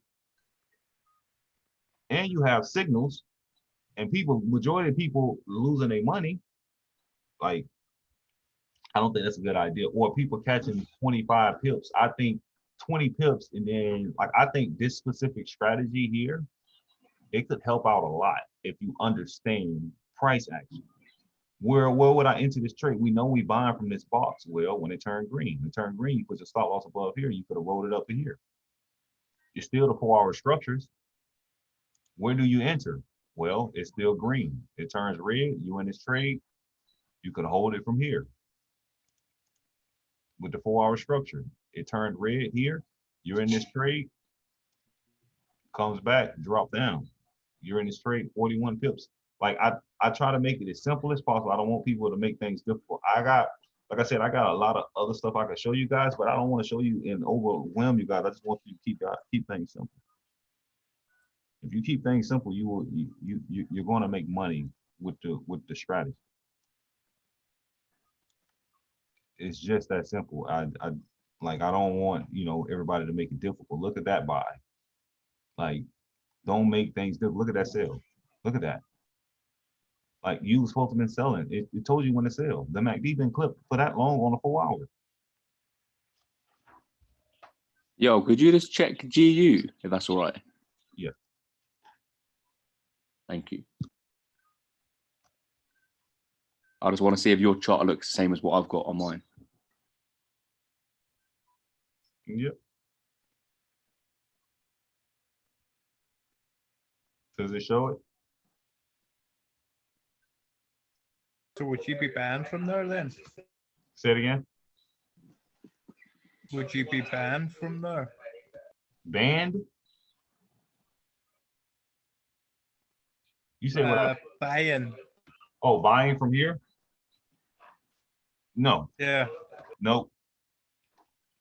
With the MACD telling you on the 4 hour that it's clipped and it's selling, and it already done broke below this area and look like it's retesting this area here, it's probably going to keep going down. Because it's been ranging for a while, right? So it has to break out one way. This seemed like this was a verified structure, right? We can see this look like a verified structure, correct? It untouched this like 3 or 4 times, right? Yeah. This area is weak, but the weak resistance did better than the verified structure here. So that's why I was trying to tell the guy earlier that just because it's verified don't mean it can't be broken. It could be broken. It's just a high probability that it may not be broken. But if it did get broken, and say you got in this trade around this area where the previous structure was, and you put your stop loss, well, you had an 18 pip stop loss. You lost the trade, but you was going for like 60. So that's the whole point of the trade when it comes to that. But when you act the MACD tell you when to get in and when to get out. I'm not trading this. When the MACD look like this, I'm not trading it if I was trading from the MACD. I don't use this indicator all the time. I just wanted to show you guys, like, to make your trading simpler. If you don't understand nothing I said, just understand the fact that when this is green, it is buying, and when it's red, it is selling. So you could just take buys here. You could have took a buy here. You could have took a buy here. So what's your bias on this pair at the moment? Would you wait for it to come back to this resistance zone and then sell it? Or what would you be doing? But right here, it already came here. It already done broke through here. So let me change this and make it thicker. It already done broke and then came back to retest this area. It broke here, came back to retest this area. You could literally take a trade here and put your stop loss above here. If it breaks back above here, you literally don't lose no money. Simple. This is a 14 pip stop loss to go for another structure area, possibly here. So that's now a zone flip. It's using the previous support as now resistance. Is that what you're saying? Yeah. Yes. So Okay. that could be 20 there. You can go for 20 there, or you can bring it down. Depends on how far it drops. You could drop it down to here. That could be like a 60, 70 pip take profit. Like, simple. Like, you don't want to make it difficult. I'm trying to keep it as simple as possible for you guys. Like I said, don't make it difficult. Trading is not hard. As my mentor tell me, trading is not hard. Your head is. So keep it simple. It's just that simple. I just showed y'all these candles here show you exactly when to get in trade, when not to get in trade. Now this is based off the 4 hour structure. If you want to align it and you want to change it, you could get entries on here if I change it to current. If you know you're buying and selling off that. See, and now you know when to enter these trades and when it's telling you to go that way. You can hold it, not because it's turning green and red, because it's going to do that. That's the MACD. But you know that it's going to sell if it's coming down. But if I'm focusing on a 4 hour, which I like to do, I trade within the 4 hours. So this wouldn't have been no sell for me. This would have been a sell for me. This would have been, oh, I got to change my thing again. I think I switched it. Oh, no, I didn't. It's there. Okay, so this would have been a buy for me. Oh no, so what happened was, okay, so that's another thing I want to tell you guys about this indicator. I'm glad this happened. So sometimes what happens is when you change the indicator to another screen, like change the pair, it'll look funny. Like this whole thing was green last time, remember? This whole thing was green, now it's red. So you have to switch the time frame for the line for it to fix. I don't know why they got the indicator like that, but you have to switch it back and forth to make sure on the time frame to make sure that this is working correctly. So now you're selling this. So you would have been selling. Is that when you change pair? Say it again. Say it again. Did you say something about change pair? I guess he lost connection, but yeah, it's just that simple. Can you guys hear me? Yeah, man, loud and Yeah. clear. Yes, yeah, yeah. Loud We and can hear clear. you. Okay, so let me change this and see. See, it was all red, now turn back when you switch it back. So here we're buying. It's probably going to buy up to this box. Look, this sale came all the way down to this box down here. And then it started pulling back, came back to this box again. This was considered a box after 2 days, and you see it pull back to this box. Actually, I would have been looking at this area here, because if it breaks back above here, we already know based off structure. I just want people to understand, you know, this indicator works. It's just that you got to know structure too, because if you don't know structure, it can mess you up with your profit margins of how much you can make. Because if I see is making, you know, resistance here and price decide to break this resistance, it may start turning, the MACD may turn green on the higher time frame. And I already know that. So I'll be getting out early before it even actually happens. Does that make sense? Yeah, that makes sense. On my chart, the supply and demand V3 button indicator is showing way more boxes than your one. Your one's only got like 2 or 3. Can you Yeah, just that's show me because again? he changed the settings in it. Like Oh, for okay. yours might be 4 hours or something. Right, All mine. right. Can you just show me the settings so I can change my settings, please? Yeah. It's just time frame, just change it to 240. Because it shows you right here, the 4 hour equals 240. That's the time frame you want to look at. If you want to scalp the market, the 60-minute chart, verified structures is also a really good area to trade too. If you guys, I didn't tell you guys that, but you can trade these too. These work too. Oh, so if you're a 15, 5, 3 Yeah. minute time frame trader, then you can use the 60-minute on the supply demand V3. Right. And you can Oh, actually nice, make money nice. off these too. You make money off these too. I'm not lying to you. That the prices, I'm gonna go regular candles because I'm not even going to use the MACD candles right now. I was just showing you guys these MACD candles and take them off. Okay, so if I'm taking these trades here on a 5-minute chart, and I know if it comes up here, this is the area where it's been playing at.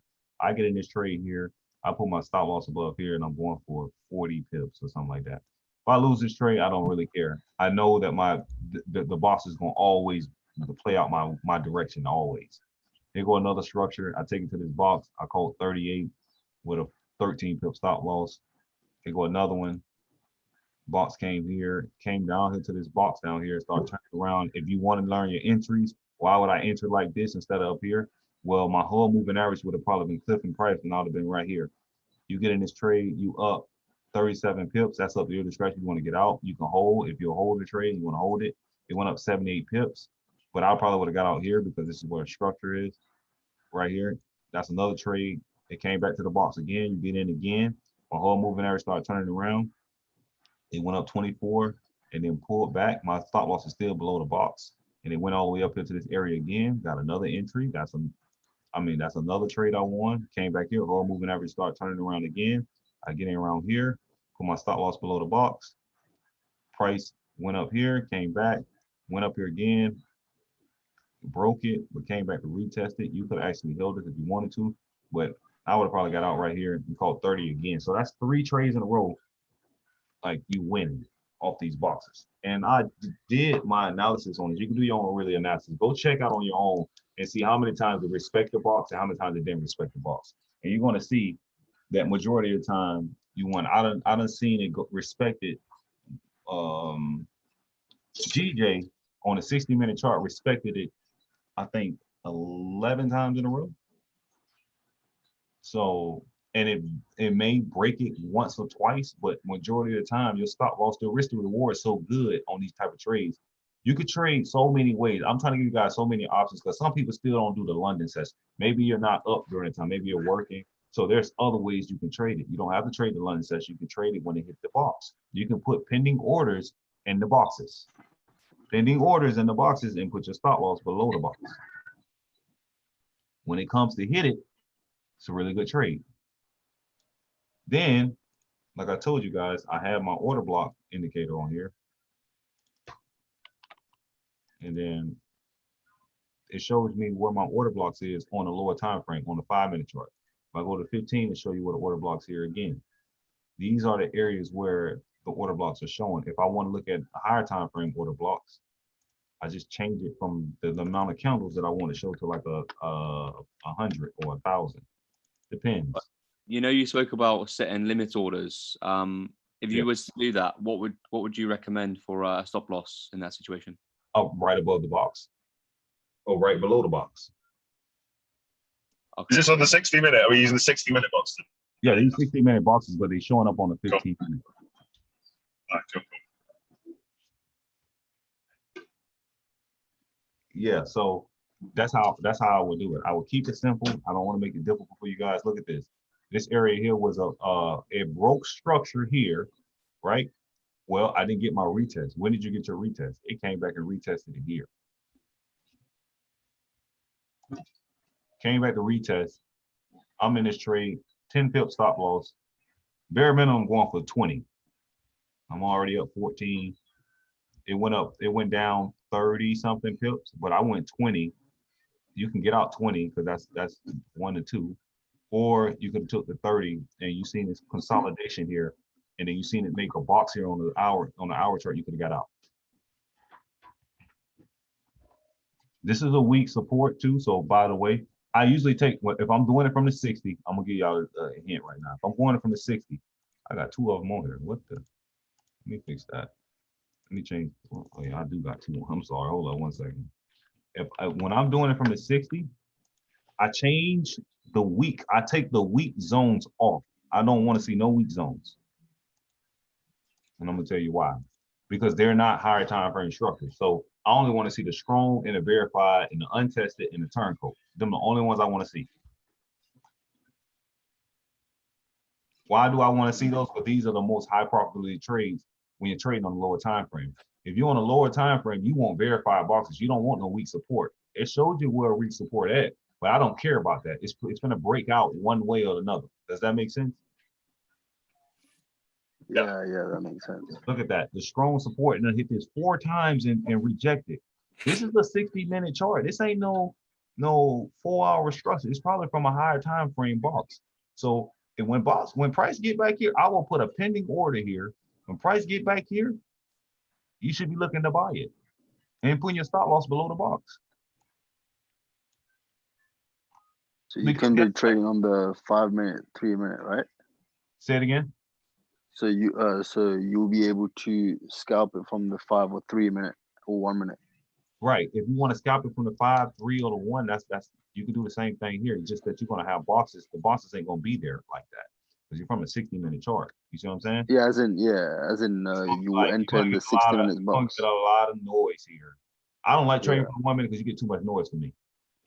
Yeah. Like, it's too much pulling back, coming back, pulling back. I don't, even though it didn't break the box, the lowest I go is the 5-minute. I go to the 5-minute and scalp it from the 5 because I know I'm getting a 7 pip stop loss on something like that, and it went 39 pips. Those are amazing trades. Look at that. Come down to this box. You got a stop loss on this box, which is say around this area here. So you got it around this area. Let's see if that candle closed. Let's see what that candle closed at first. It closed here. So is this the box? Yeah. So if you put your stop loss below this box, that's like 10 pip stop loss, somewhere around there, 12. I'll usually put a little lower than the box, 10, 11, 12 pips. It went up 63. That's a 1 to 6. You can lose 6 trades. and still be break even on something like this. If you guys don't understand, you know, that London session, you can trade like this too. I'm just giving y'all options. Go back test it. Don't take my word for it. Go back test it and you'll see what I'm talking about.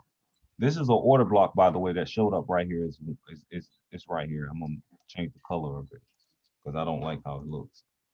But When you said the London session, you meant by the manipulation of the Asian session, right? yeah.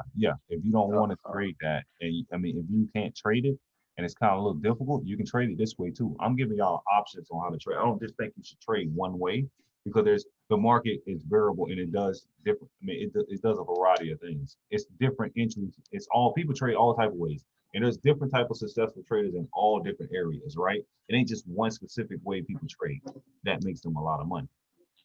You can trade anyway. But what I'm trying to show you here is this box here.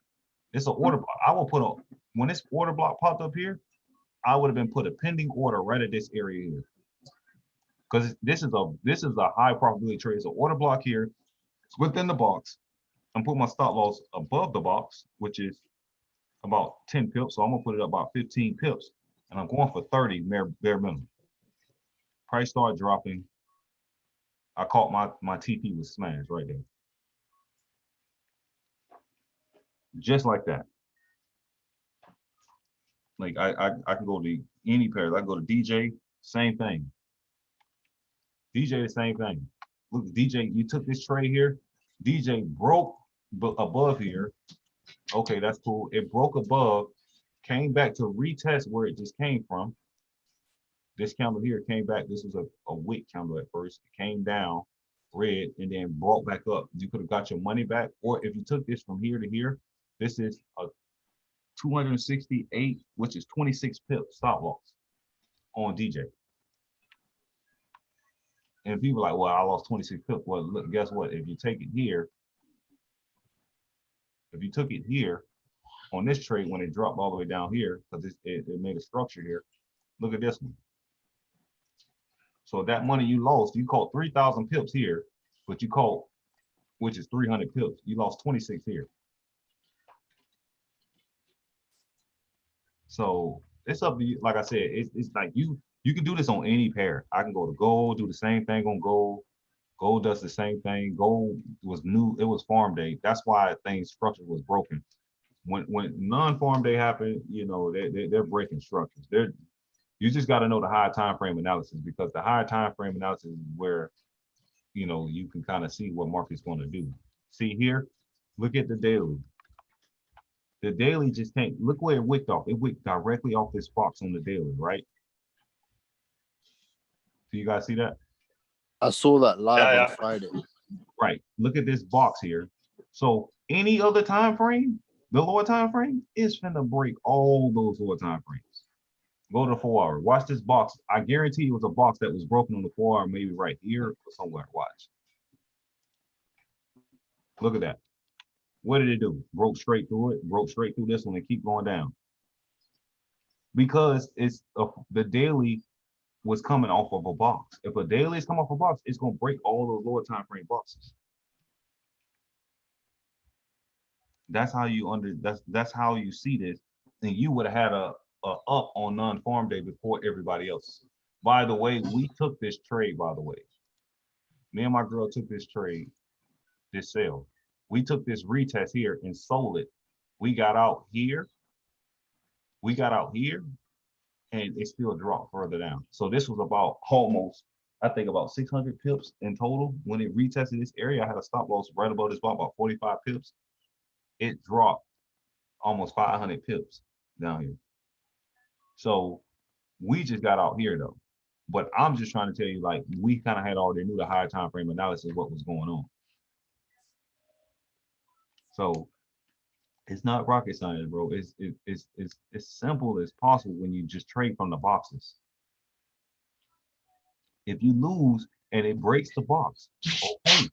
If it breaks the box, don't get scared. Don't get like it doesn't work. All you do is draw your area box. Okay, it broke it. Where is the structure at within that box? Right here, literally right here. Price came back and retested this area. Okay, I'm gonna take it down now, because if it breaks down here, you got to be able to adapt to where the market goes. Just because it breaks the box don't mean the trading is over with. Adapt to it. Okay, it broke a verified structure. If it's verified, it's probably going to retest the structure. It come back and retest this area. You can take it on the other end, put your stop loss above here. You got a very small stop loss, so you take it back down here. You got all your money back plus more. It's that simple. Don't make trading harder than what it usually is. If you want to wait, like I said, there's other ways you can trade it to know that it's going to respect the box. But for now, I just want you guys to understand the simplicity of just taking it from the box. Just test it out for yourself and see, you know, how it works for you, taking it from the 60-minute boxes and see what happens with your trading next week. What goes on with your trading next week? So Why? what would your bias be right now if you look at GJ? Because there's a box there, and if it retests that box, are you looking for a sell? Yes, if it retests this order block, I'm actually getting in on this order block. If it comes back towards this order block area here, I'm possibly getting in. If it comes to the box, if it don't, I'm not taking it. Because that's like a multi-session M formation as well. Right. I'll be taking that all day long. Right. So it's my thing is, if you don't need that much for GJ, GU, these pairs to make money. If your stop loss is about 15 pips, you need to be making 30 pips bare minimum, and you should be out there trade if you're up 30 pips. This dropped 30 pips. You would have been out this trade already. You already called a 1 to 2. That's just up to you if you want to keep holding. You know, that's just that simple. Like, you already got a 1 to 2. You could be taking some of that money off and letting the rest ride. I would be taking something out of here. But do you feel like if there's a retest again, it could then drop maybe to one of the boxes down to the bottom? Perhaps. Yeah, it could, based off if the higher time frame analysis. If I look at the higher time frame and see if that's a higher time frame box, that's not a higher time frame box. It could possibly go up a little higher than this box. So if I mark this area here, right there, and I go to 15, it could come up to here and possibly break above it and touch this box and drop down. Because there's 2 verified zones here, and all this zones is right here is the 4-hour structure. This is the 4-hour structure here. This is the 60-minute structure. You see that? Yeah, got you. So it could come up here, it can come right here and stop here and turn around too, which it did stop here and turn around directly here. And I want to know, is it stopping because of this area here, the order block or something?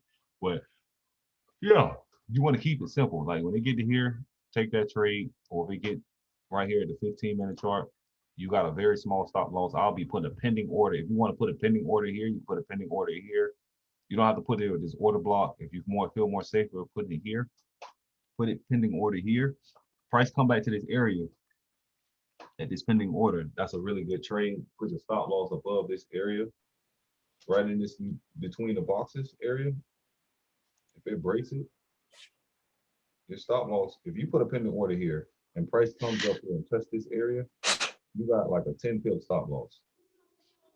If you put it from the whole box, that's a 30 pip stop loss. If you lower your lot size and adjust it, that's a 30 pip stop loss. That's a more secure trade. If you want to hold it, you lower your lot size so you can hold that drawdown if it go up 32 pips between these 2 boxes, and then ride it down.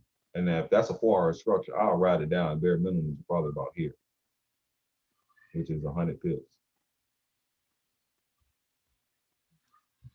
So yeah, like, it's that's how I'll be trading it. But if you want a smaller lot stop loss, I think you can do it on the 5-minute. Maybe it may be the same. It's about the same thing. Yeah, it's about the same thing. It's still the same.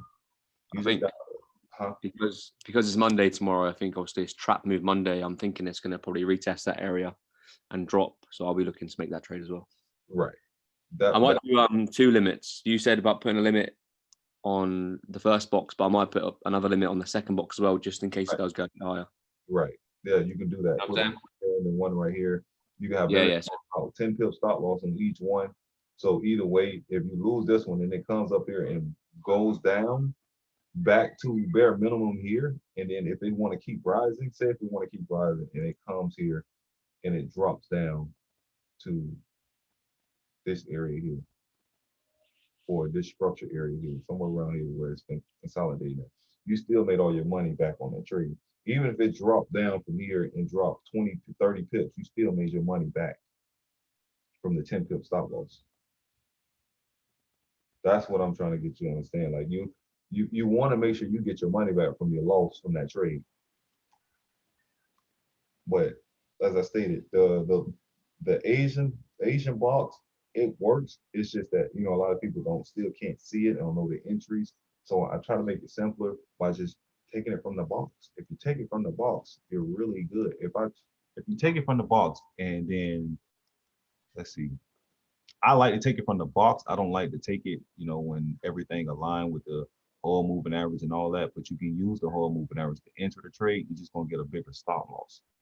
But it's like kind of more of a guaranteed to trade, not guaranteed, but more of a better chance of high probability the trade gonna probably respect that structure.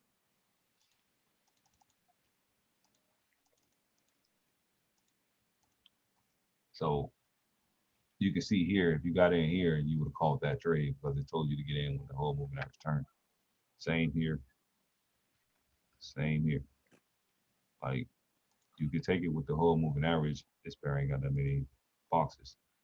See, this here, the only time this box turned blue was when it went here, but you would have actually went and got in this trade and you would have lost pretty fast on that trade. The thing is, your stop loss would have been so big because it came out the box, then dropped. See, that's why I told you I don't usually take it with the whole moving average all the time. But when the whole moving average do align with the losses, based off your losses and win, you'll win a lot more money than you're losing with the whole moving average, for sure. It's just that I prefer to just catch it in the box. Like that's just me. I just want to catch it in the box. I don't want to deal with them playing with me and stuff like right here. This is GN. I probably would have had a pending order around this area here, and because they've been playing around here, I would have gotten this trade. It'll put me in this trade immediately, and I would have had like a 25 pip stop loss, and I'm going for here about a 75 pips, so about 1 to 4 this order block. It depends on what the higher time frame doing. The higher time frame buying, then I'm probably going to stop out right here. I'm probably going to get my entry right there and finish it off right there because it's probably going to come up and keep going up. Or if it's selling, on a higher time frame, I will take it to here, or you can take it down to this box here. This will take a couple of days though. If it's coming from this box, you want to take about 2 days for it to get back down here. But yeah, it's just that's how I would trade it. If you can get these entries at these boxes though, what I'm trying to tell you, you get these entries at these boxes, it's a really good trade. Same thing here. You took this trade, you caught 75, it came back to the box. You would have ended up losing this when it came back and broke all the way down the box. You didn't get a retest of this structure yet. This may be a retest of this structure here. From here, as you can see, this may be a retest of this area here and come back down and start selling again. So yeah, this is how you would trade it. Like simple. If you want your trading to be very simple, just keep it simple. Like mind you, I'm just letting you know that sometimes, I'm just letting you know that the bosses can be broken on a lower time frame, more than the 4 hour and structure and stuff like that. But you do know that you're going to win majority of your trades on these verified boxes on the 60-minute chart. Simple. You're going to win a lot more than you lose. And that's the whole point of that. Like you'll see for your own 2 eyes when you start looking at these charts and you start paying attention to what's going on the chart. You're going to see that it's going to work out in your favor. And do you prefer to trade the London session? Yeah, I trade the London session. That's what I trade. Okay. So I trade the London session. I trade this sometimes like this if I'm like demoing, but yeah. So if I'm like I just go to 240. I trade 240. That's how I trade. I don't care about the lower time frame. All I care about is these areas. I know what structure is already, so I kind of like base it off that. Like if I look back and I see this forming, price comes back and retest this area here, and you put your stop loss above here, you just sell that down. Like I already know I'm selling because of this 4-hour box here. Like if you took sales, you know, every time I told you to take sales, you'd be good. But it's like these 4-hour boxes are a lot more powerful than, you know, lower time frame boxes. Because you can see these was considered boxes down here, right? Sell, sell, sell, and then it broke it. It came back and it broke this one. You see, and then like you still win more money when you're doing it. It's just that you're gonna end up catching, you're gonna lose a little more than you actually win. But if you don't mind losing small to win big, then go. I would go for it. But me, I'm more of a perfectionist, so I like to be about 85, 90% on my trades. With that strategy, I ain't gonna lie, you can get 80% with that, just taking it from the box. You get about 80, sometimes 90, sometimes you might not lose a trade at the boxes, but then sometimes you're gonna lose some trades. So I would say you'll be about 75 to 80% just taking it from the box. And that's verified. Does it have to be verified? Yeah, like the week and turncoat. Do you take those as well, or? I take turncoats when price come back and retest it, because I just like a break of structure then retest. Oh, so if it breaks a turncoat and retest that structure, you'll take it, but you won't necessarily take like a reversal from a turncoat. Yeah, I just won't just take it from as soon as it breaks the box and then I'm getting in. No, I wait for it to retest that area. Nice. So you'll wait for either to confirm like the reversal or to break through and then retest it. Right. Sweet. Because if it don't retest it and it just keep dropping, how do I know it's not going to come back when I get in that trade if it was a big counter and I go into big drawdown because of that? Yeah. So it's like you can just wait for it to come back to it. Sometimes it don't come back, and if it don't come back, oh well. Like this area here took about 2 days before it came back here. You know, before it broke it. I'm sorry, before it broke it. This area was built up. So this was a box on the 60-minute chart. This was a box on the 60-minute chart. It broke through it. Let me see if it's showing up on the 60-minute chart right now.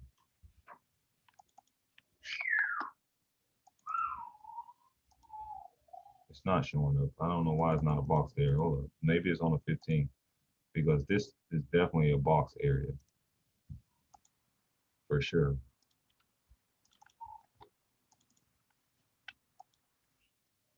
Yeah, it's there. It's saying it's verified now, possibly because price broke through and then retested it. When price retests a turncoat zone, it turns verified.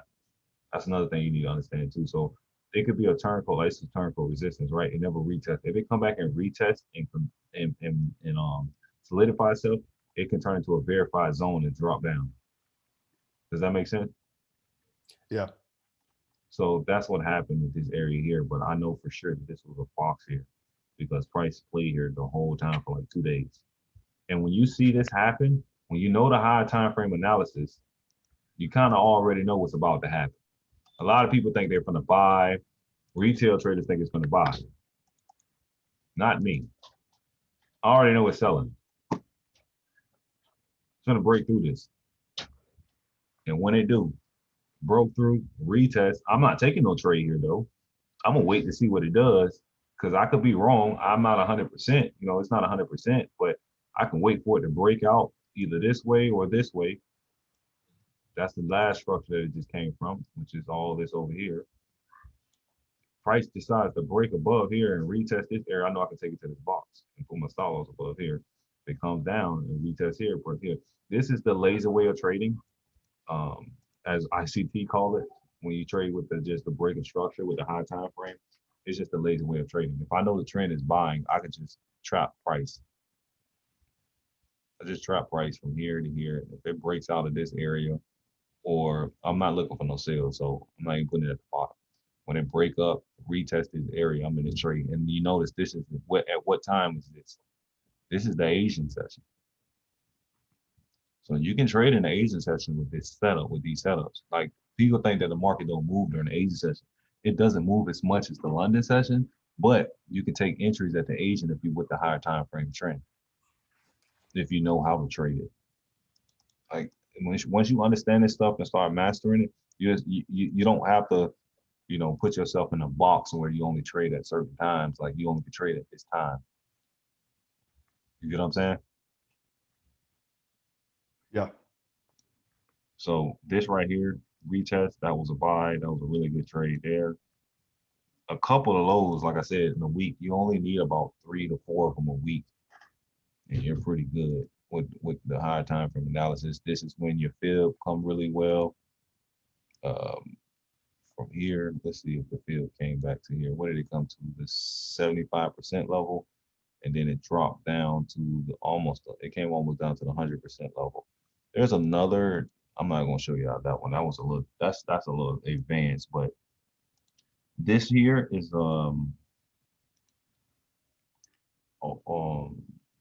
I wouldn't have probably took this one simply because it went too far and deep inside of that fib.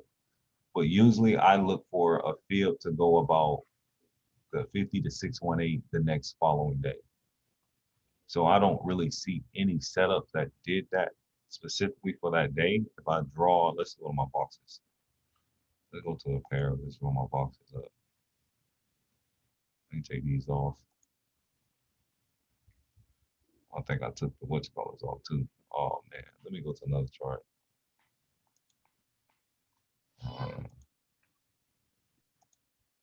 Let's go to this one. All right, so these lines on the chart, I don't know what that is. All right, so Yeah, someone drew it before. That's why. oh, okay.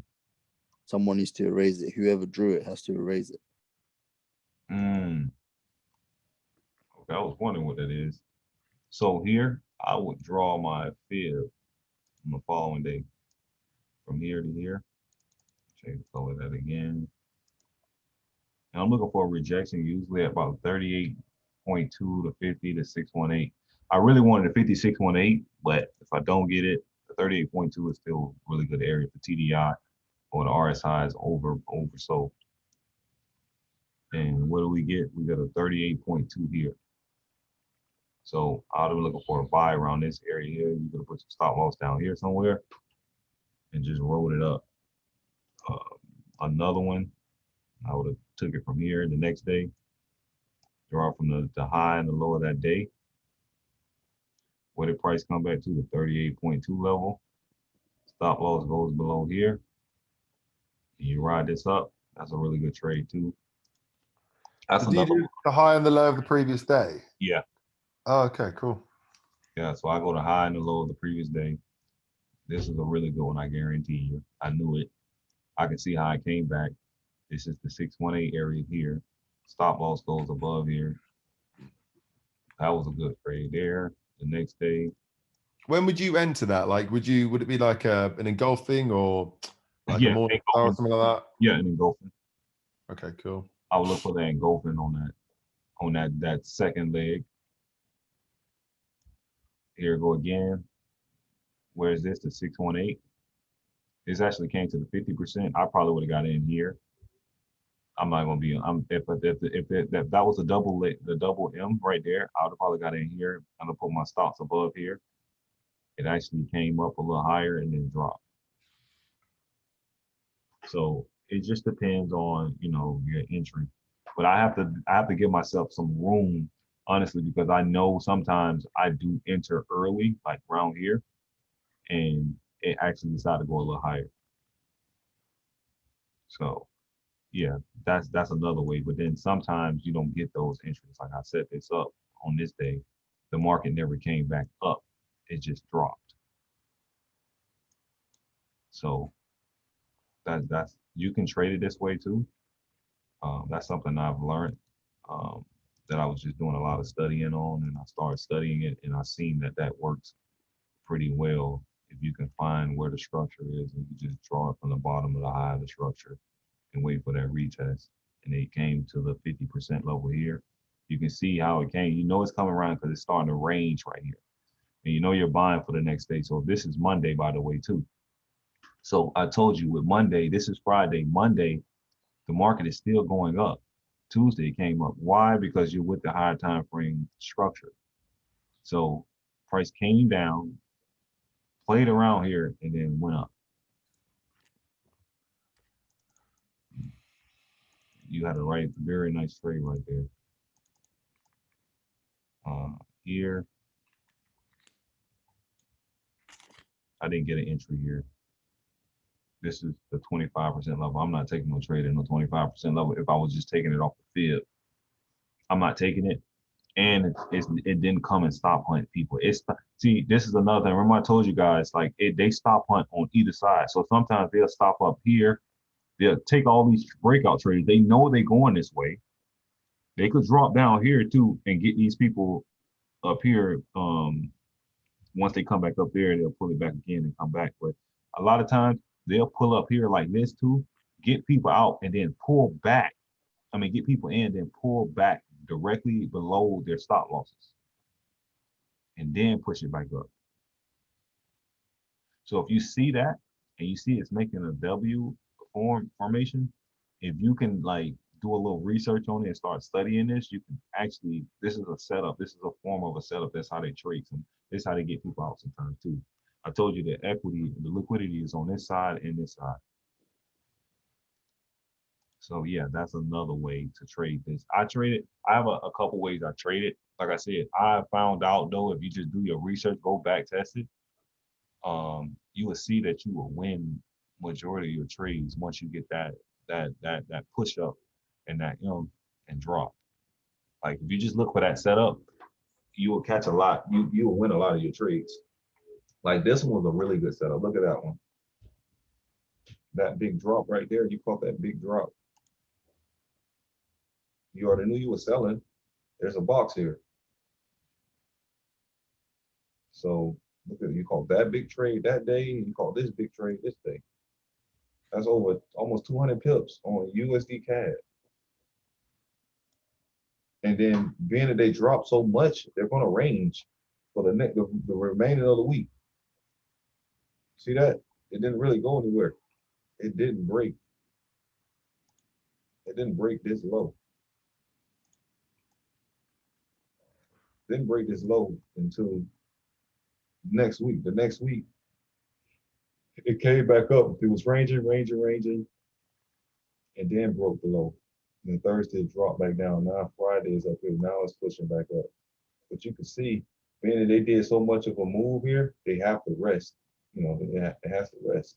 And they're going to grab a bunch of orders. They got so many orders down here. They got so many orders up here. Why did they choose to go this way specifically? Because maybe there was more orders on the up end. People thinking it's going to buy because it dropped so far down.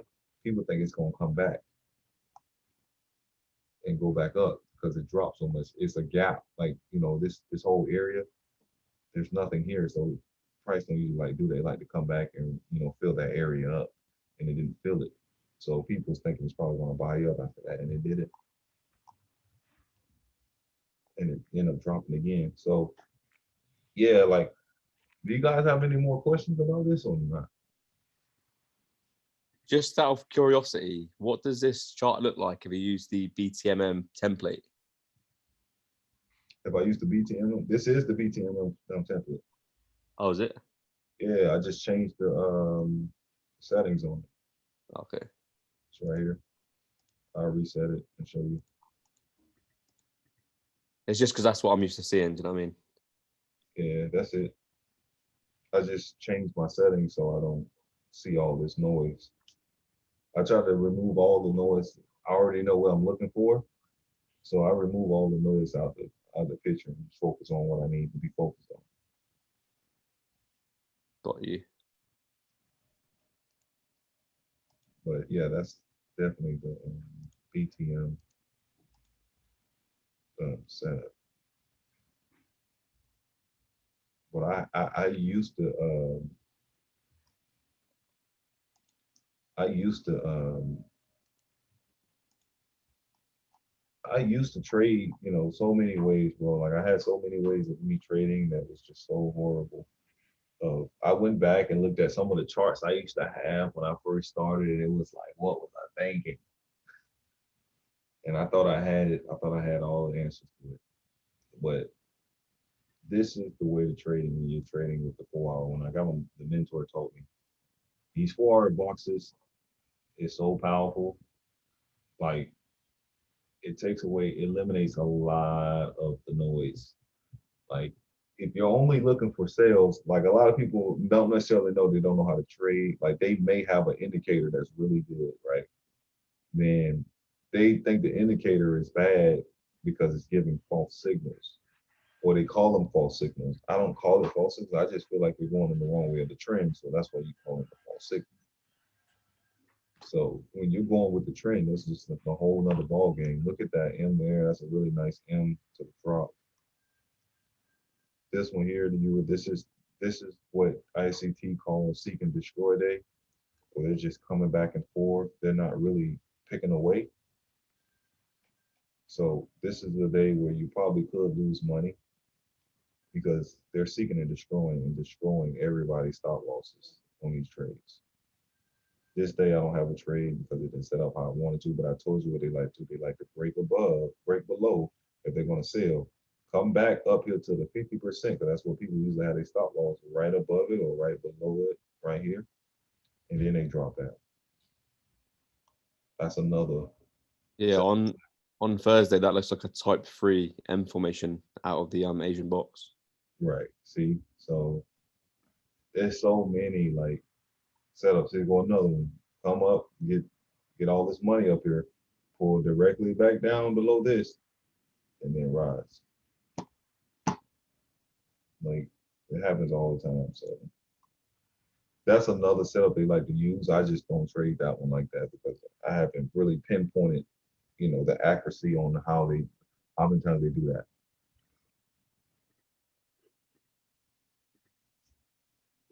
Yeah, I try to. Like I say, I know I gave you guys a lot of information today, but if everything I taught you, I would just tell you to focus on the 4-hour. If you're going to scout, just go to the 60-minute boxes and just have a small stop loss and just take those trades. Because look, these are 4-hour boxes. This 4-hour box was destroyed right here. You see that? It was destroyed. But guess what it did? It retested this area. This is where I would have got in at. I would have had a stop loss of probably about 7 pips. My stop loss already was about 7 pips when I got in this trade right here. It's about 7 pips. You got stopped out and it went up and then it came back down and then it went here. And guess what? You got a 7 pip stop loss again right here. Don't be afraid to re-enter the trade. That's how they get you, because you think, oh yeah, I don't know how to trade. I'm gonna just stop trading. Trade it again if you see the setup. If the setup is there, trade it. But I'm not telling you to overtrade. I'm just letting you know, like, there has to be a balance. As long as you're not risking a lot to make a big chunk on a trade that's very high probability, it's a really good trade. This is a very high probability trade. Break and retest. That's what the banks do. The bank's going to break and retest. What do they do? People who are selling here, what do? They pushed it up. They pushed it up for a reason, because they know they were selling it anyway. So they put a lot of orders here. They bought it up, came back down, and then, well, they put a lot of orders here. I'm sorry, right here. And they bought it up here, and it went up here. Came back down, broke below, came back to retest this area, and now it's going back down. And you would have caught your money back. You would have been up about 18 pips, because it's kind of don't move that much. But you could see they came and break and retest. Break and retest does work. I know some people who are like 90% on break and retest. Literally don't lose at all on break and retest if you know how to trade it. It's just this right here specifically. They trade this pair here, and they just right there, that break and retest of this structure here, they was buying that up. They took it here and bought it up. Same day, same thing again. Next day, right here, structure here, break, retest, they bought it up. They won this one too. I'm telling you this because I know that I've seen it with my own 2 eyes. This area here, I think they took it here.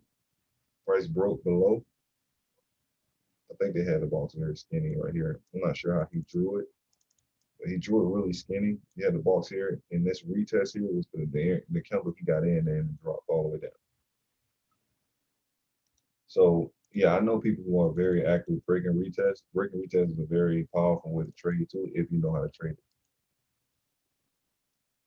it. It's just like break and retest. It's like you're trapping price, but it has to retest it if it's going to break out. A lot of times when people take those breakouts, they just take it on the impulse candle. If they don't retest it, then it's not considered a breakout yet. Once it retests that zone and reject off of it, you will see a lot of times though those break and retests be like the 50 to 618 areas of on the field too.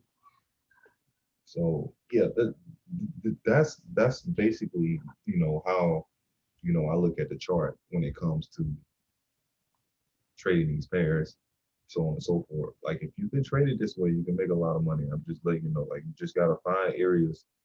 If you know you're selling and you can't understand anything else, you just find structure. This is structure on the lower time frame. Well, when it break here, I know I'm selling. I know the higher time frame selling based off this box. When it break here, broke, retest, you're in this trade. You just made some money. It's just that simple. It's just a matter of finding the areas that's very powerful. Because you can't lose this way. You just got to know where they at. This is the area here. Where the price really broke back. Where did it come back to retest? Directly right here. And drop. Why did they send this candle wave up there? Because people bought this break and retest and put their stop loss right here. So they sent this wick candle up here to get everybody out, get these people out that was actually taking this trade the right direction and then dropped it. Does that make sense? Yeah, man. Do you, as a general rule, have a 30 pip stop loss? Not on certain pairs, not every pair. Yeah, I mean, yeah, that makes sense. Because some pairs move a lot less, don't they? So right, every pair don't move, that amount of pips. So I might have like a 10 pip, 15 pip, like a 10 pip on Euro GBP because they don't move that much. So I was seeing if it was gonna come back to this order block, but it didn't. If it would have came back to this order block, that would have been a nice bag, but it didn't. So even maybe this one. Let me see. Nope. But yeah, I kind of like pay attention to what the market is going to do. There's another way that I'm working on that's been I'm working on with a banker strategy that I found out. Let me see if I can just get a flat screen. We took it on gold. I'm gonna show you on gold. I forgot what day that was, but it was a hell of a trade on gold. Let me go to it. Where is gold at? All right, so I think it was this day. I think it was this day. Wasn't it this day? If I'm not mistaken. Yeah, it was this day. Let me change the settings on this real quick. All right. Let me just go to another template. I'll just go back to that template. Let's go black clean template. All right, let me go to the day. And then what we did was we took a buy on gold. And I'm trying to remember, where did we take this buy at? Because it was a really good setup. I had just figured this. Somebody taught me this banker strategy, right? And I was trying to figure it out. It was consolidating, and we took it. Where did we take it?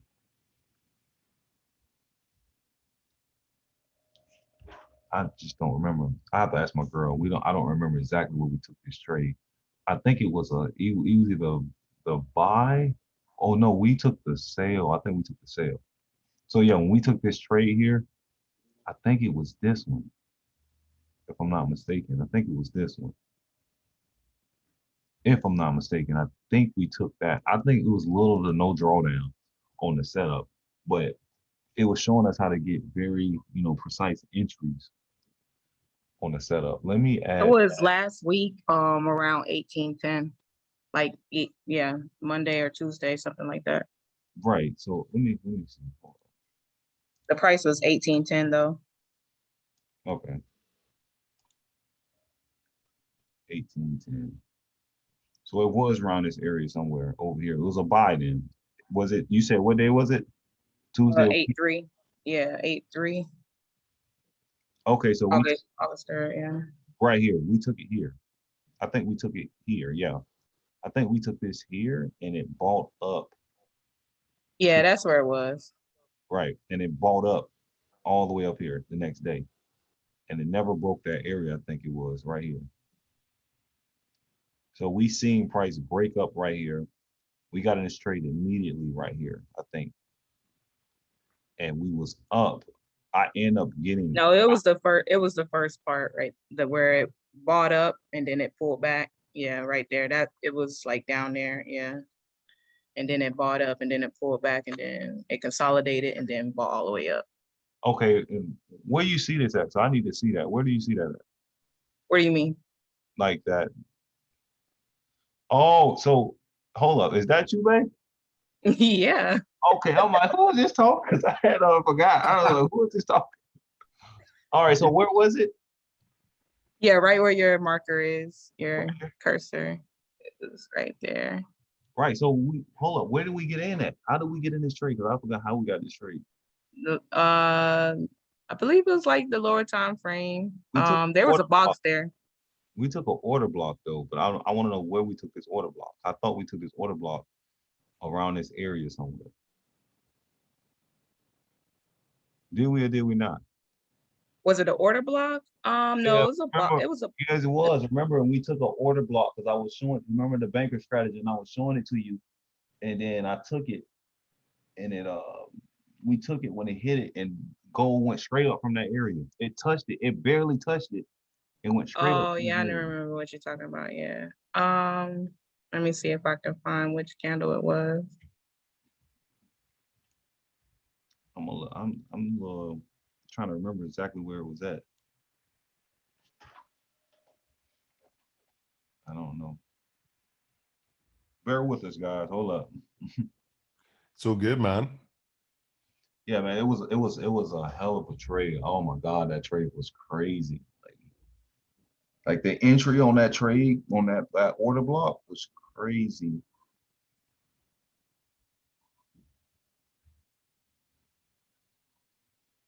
It was, I think it was Tuesday because remember they was trapping people. Like I told you, they was trapping price back and forth right here. So we knew that they wanted to buy because the first move they did, I think, was drop it. Right? I think that's what they did. They dropped it first, broke out, came right back up, broke out, and took everybody out right here that had orders up here. And then they came back. I think it came back and then got us an entry in there. I think that's how it went. I'm not sure. Or was it, which one was it? Was we buying or selling? Which one was it? Can you hear me? Yeah, Legend over here next to me. Why? Yeah, it was a buy. I had got in before you because I took it off the box and not the order block, so that's why my entry was 1810. But It was a buy, and it was on 883. Right. I can't remember, guys. I'm sorry, man. I can't remember that setup specifically, but it was a really good buy, and I believe it was this buy here that happened. I just didn't hold the trade, but this order block here was never broken, and it went up and shot up. And the reason why I knew they weren't coming back down here, let me go to the 15 because it shows it better.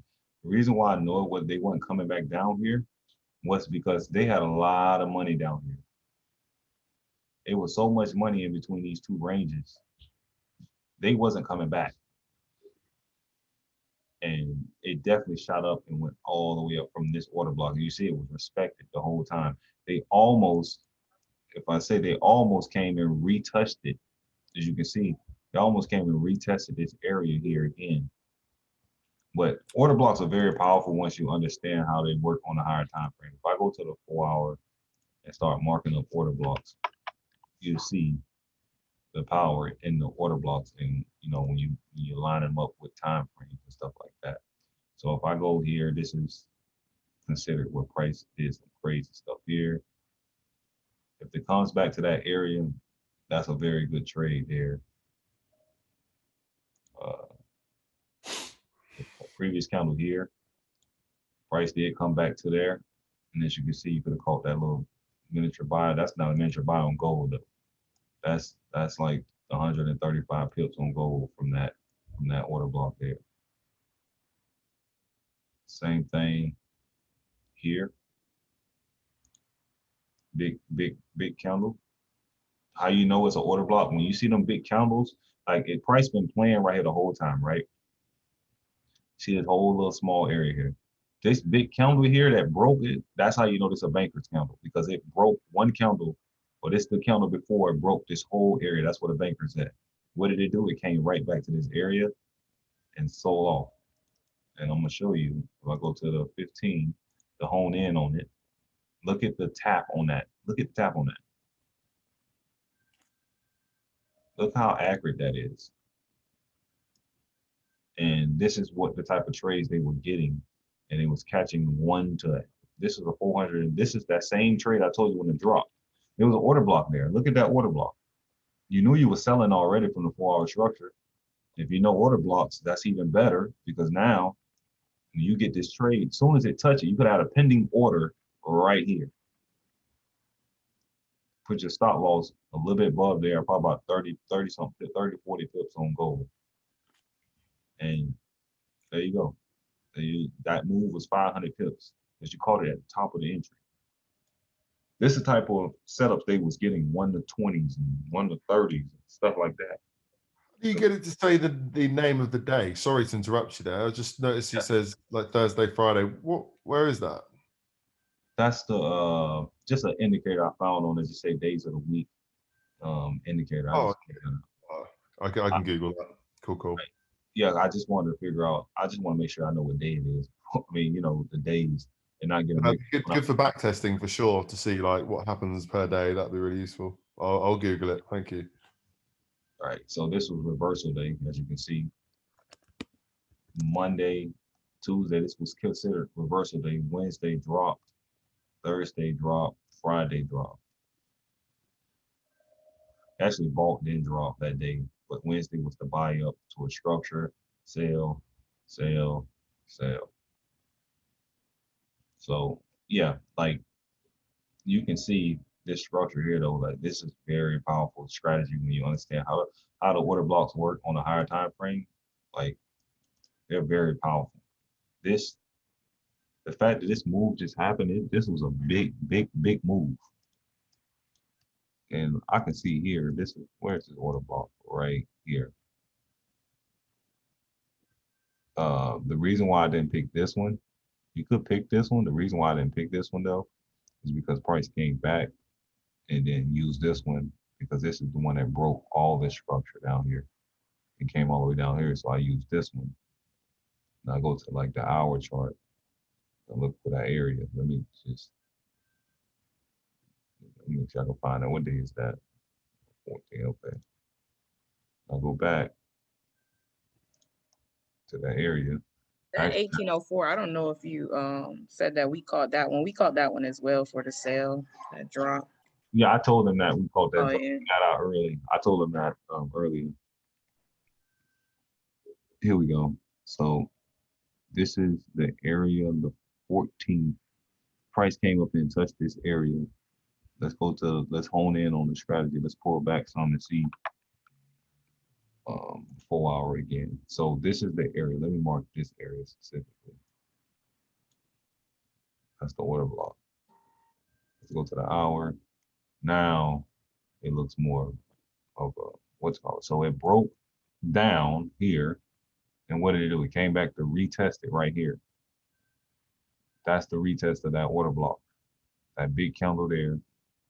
If you really want to zoom in on it, you can actually, when you really do it, you can zoom in on and change that order block to this one, because this is the order block on the hour chart. And look at the precision on that. Directly to it. But this is, like I said, this is a little more advanced, but once you understand how to trade the order blocks with the higher time frame analysis and so on and so forth, it makes it a lot easier to, catch these trades and really make some money on gold. Like, look at that. That precision trade right there. Stop loss could be above this area here, which is about 30 pips, right above the structure here. 30 pips. Gold dropped 342 pips. You didn't have to catch all that, but I'm just telling you, that's how much from the higher time frame 4 hour order block you catch those trades. That's precision of how accurate those trades can be. Does this make sense to you guys? I'm still a bit rusty on order blocks, to be honest. Okay, yeah, so order blocks is basically, let's go to the daily time frame.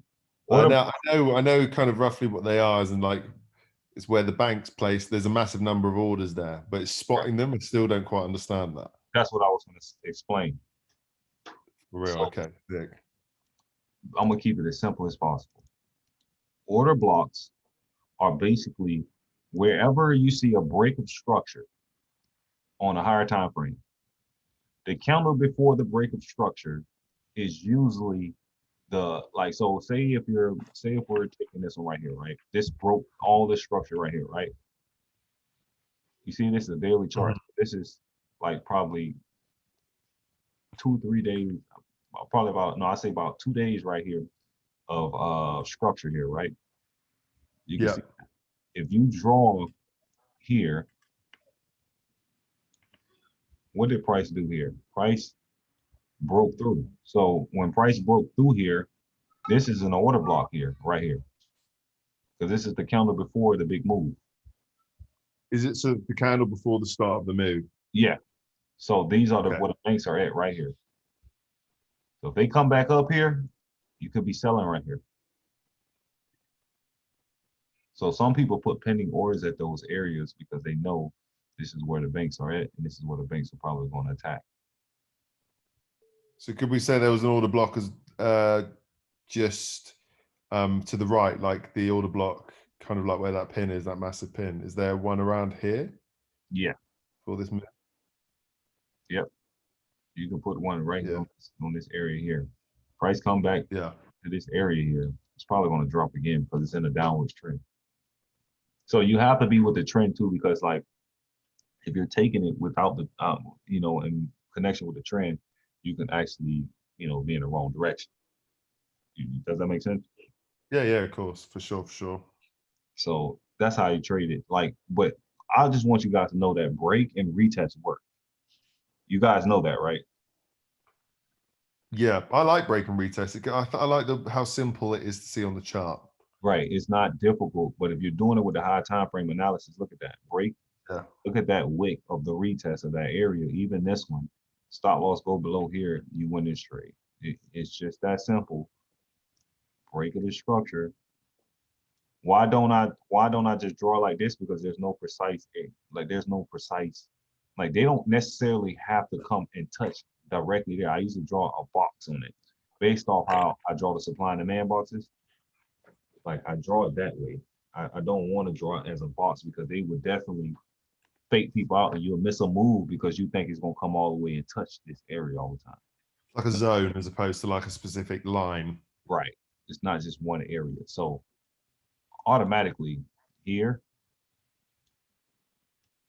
this area here,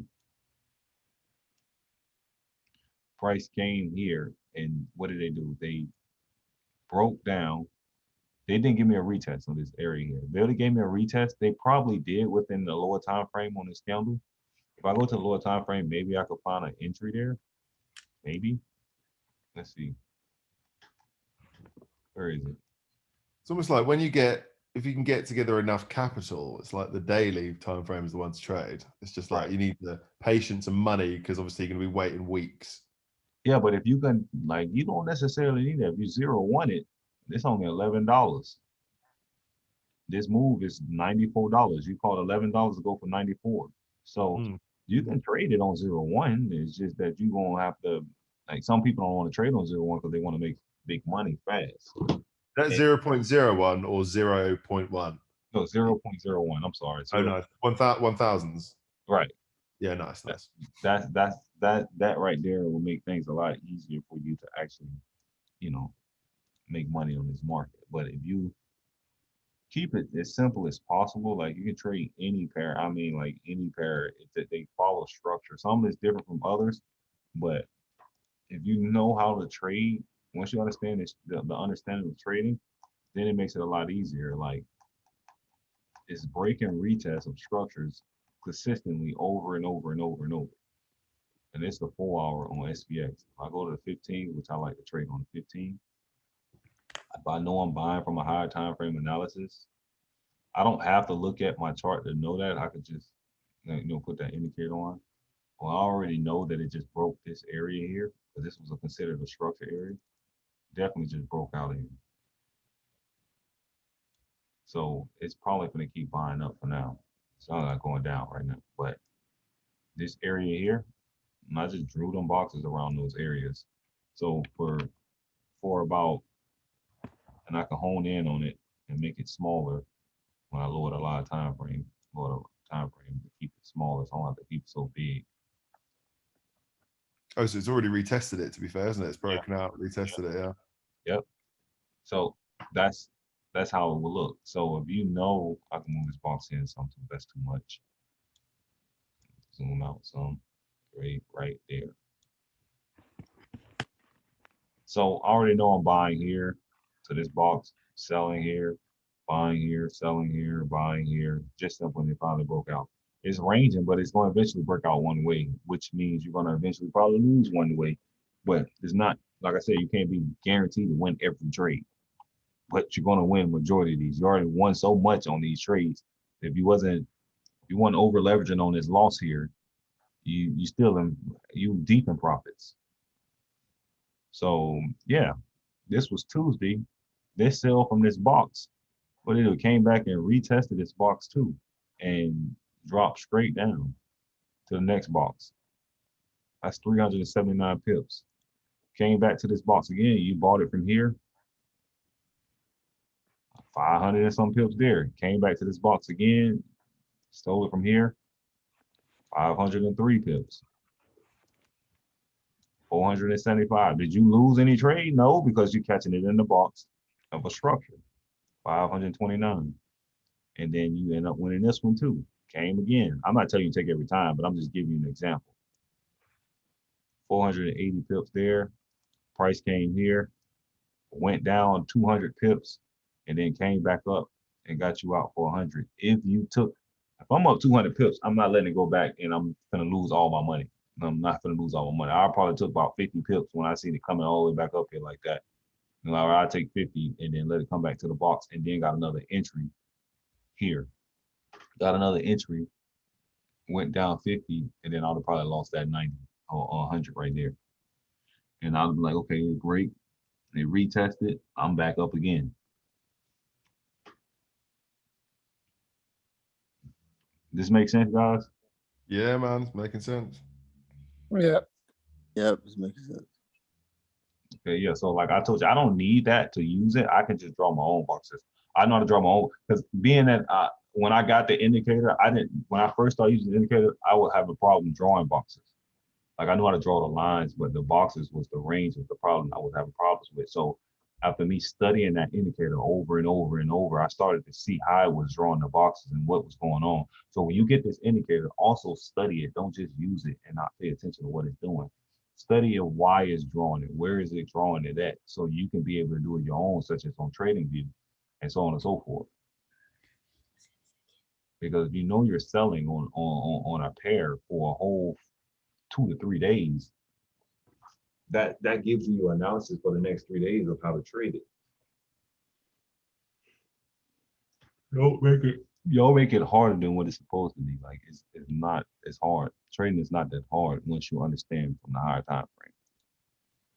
And mind you, those lines I drew on here is just very small. Look, this ain't nothing but a small range on the daily. That's nothing on a small range on the daily, and it just broke out of that range just now on the daily. So that's another confirmation. It broke out on the daily range, on the daily, telling you that it's probably going to keep going up now. So you can see that on the daily. If I'm looking at the 4 hour and it break out on the 4 hour, I need it to break out on the daily too if I know it's specific a breakout completely. Because it may break out on the 5 minute, but on the hour, it ain't broke out of nothing. Still in that zone. That makes sense? Yeah. So yeah, that's how I would trade it. I would keep it simple. I don't want to, overcomplicate things for you guys. I just want you to understand. I can draw the boxes. I know somebody asked me that, can I draw the boxes on my own? Yeah, I know how to draw I do know how to draw the boxes on my own.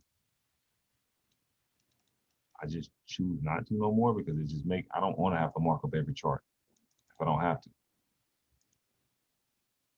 I really don't have to. And I'll just hone in on this, make it as big as possible.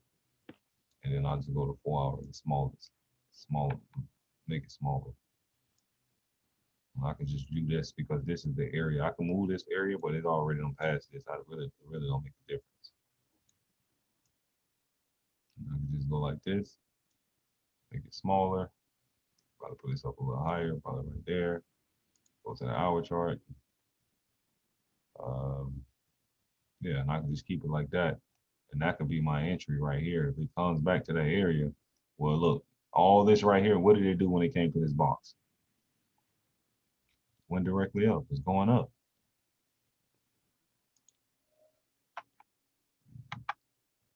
It touched it. It tapped it and went up from there. So the main thing for me is like timing the entry, like getting the timing right on it.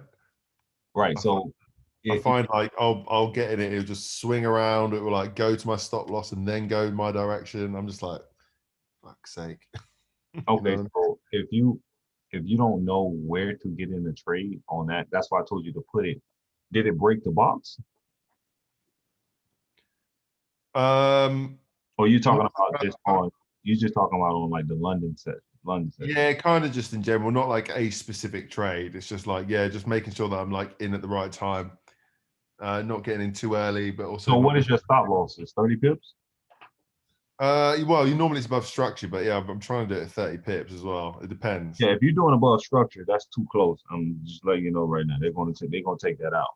Depends on your broker too. Like your 50, broker, yeah, 15-minute structure is too that. close. Yeah, your brokers see that. So yeah, okay. Another thing, if you got a very small stop loss, it ain't nothing for them to touch that and then come back down. Okay, yeah. So you have to be careful with your stop loss. That's why I told you that's the only way to beat you. But they can't move. A broker can't. I haven't seen a broker move the market 30 pips away from another area that it's supposed to go from, especially if you're in the right area. They may do it if it's very volatile. If the market very volatile, they can do that. But if it's not, they're not going to move it like that.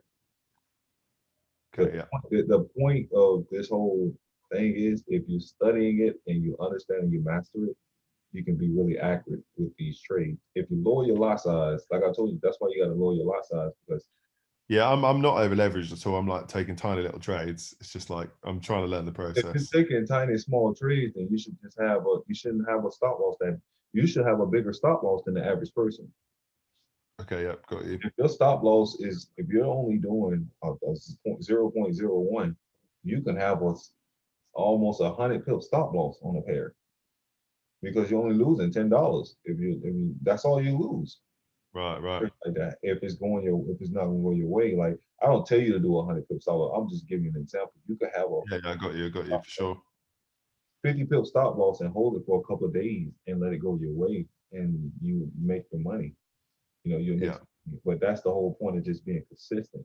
I'm just trying to get you to get consistent, because once you're consistent, then you can start honing in on the time frame and mastering, the entry, so you can get those small stop losses.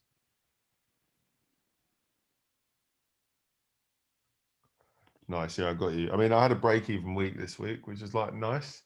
So we're Right. getting closer. We get closer and closer, you know. Right. That's what I like to hear, because I want to make sure that you're getting and you're adapting to it. Now you're starting to understand it a little more. Yeah, we're getting closer for sure. Right. I like these calls really like help keep it fresh in your mind. So Right. when you go through the week and your emotions get involved, you kind of like, am I doing it right? Every Right. time we have a little chat, like, oh yeah, cool, keep it in focus, keep it simple. Yeah, keep it very simple. I showed them a little more than that, but basically, the strategy is to stop hunt, drop high, and rise. It's just that simple with the trend. If you want to learn, if you want to trade it with 60-minute boxes, you can trade it, because a lot of times I'll show you right now, I've seen that boxes pop up on the lower time frame within that trend, and it'll go straight to that box. Let me show you what I'm talking about. Can you have the same indicator twice? Can you? Some of them, not all of them. So if I can't do the supply and demand twice on this, I tried that before, and it only show one.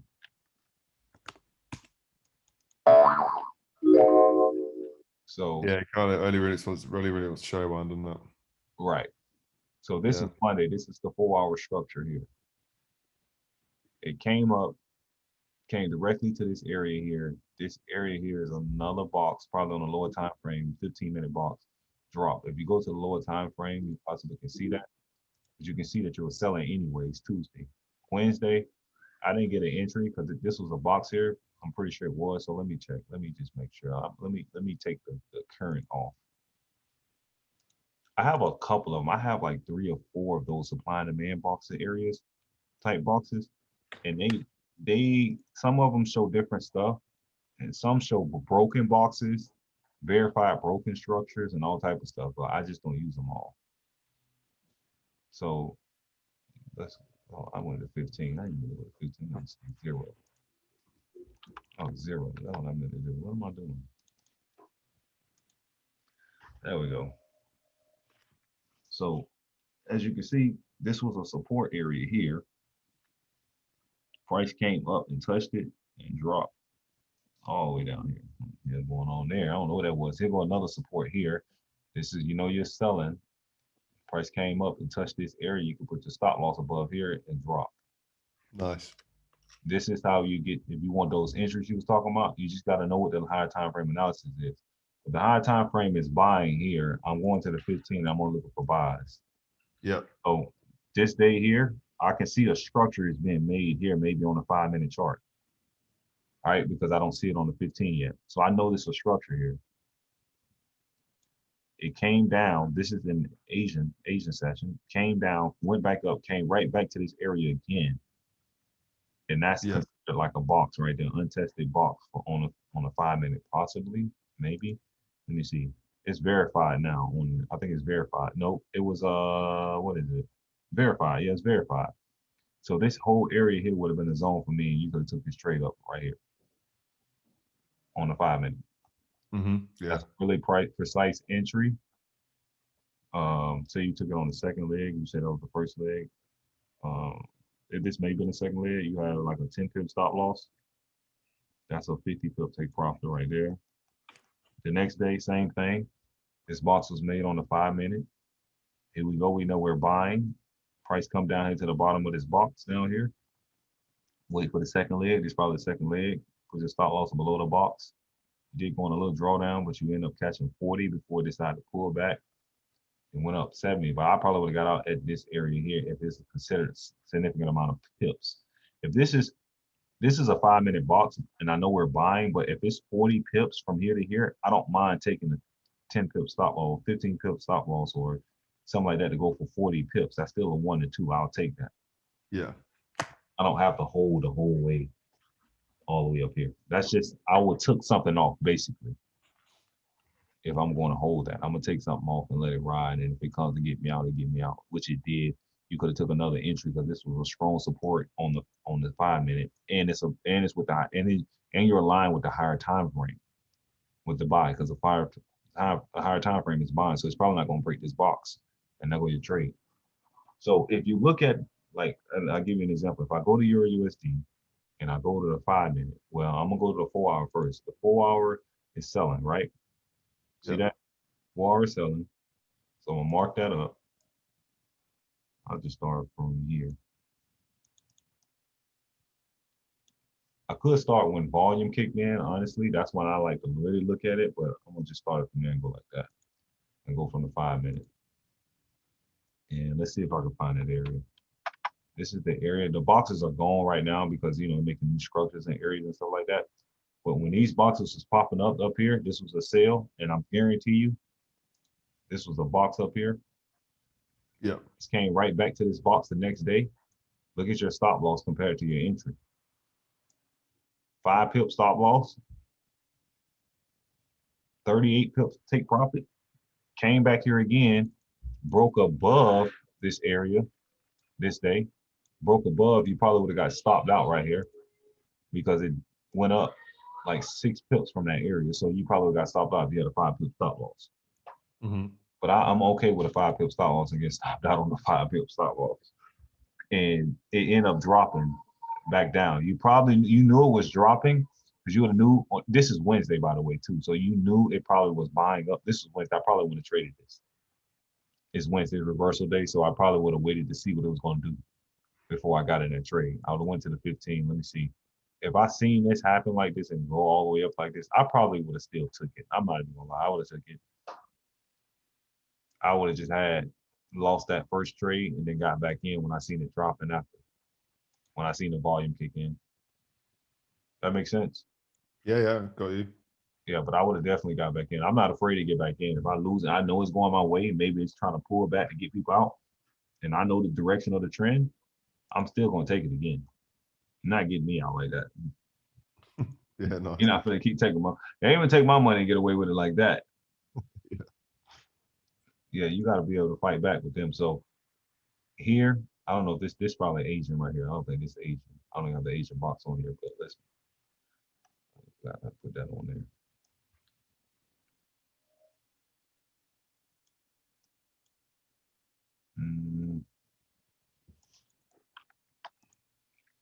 Is everybody here still, or? Yeah, just taking notes. Yes, we're here. Yeah, yep. Okay.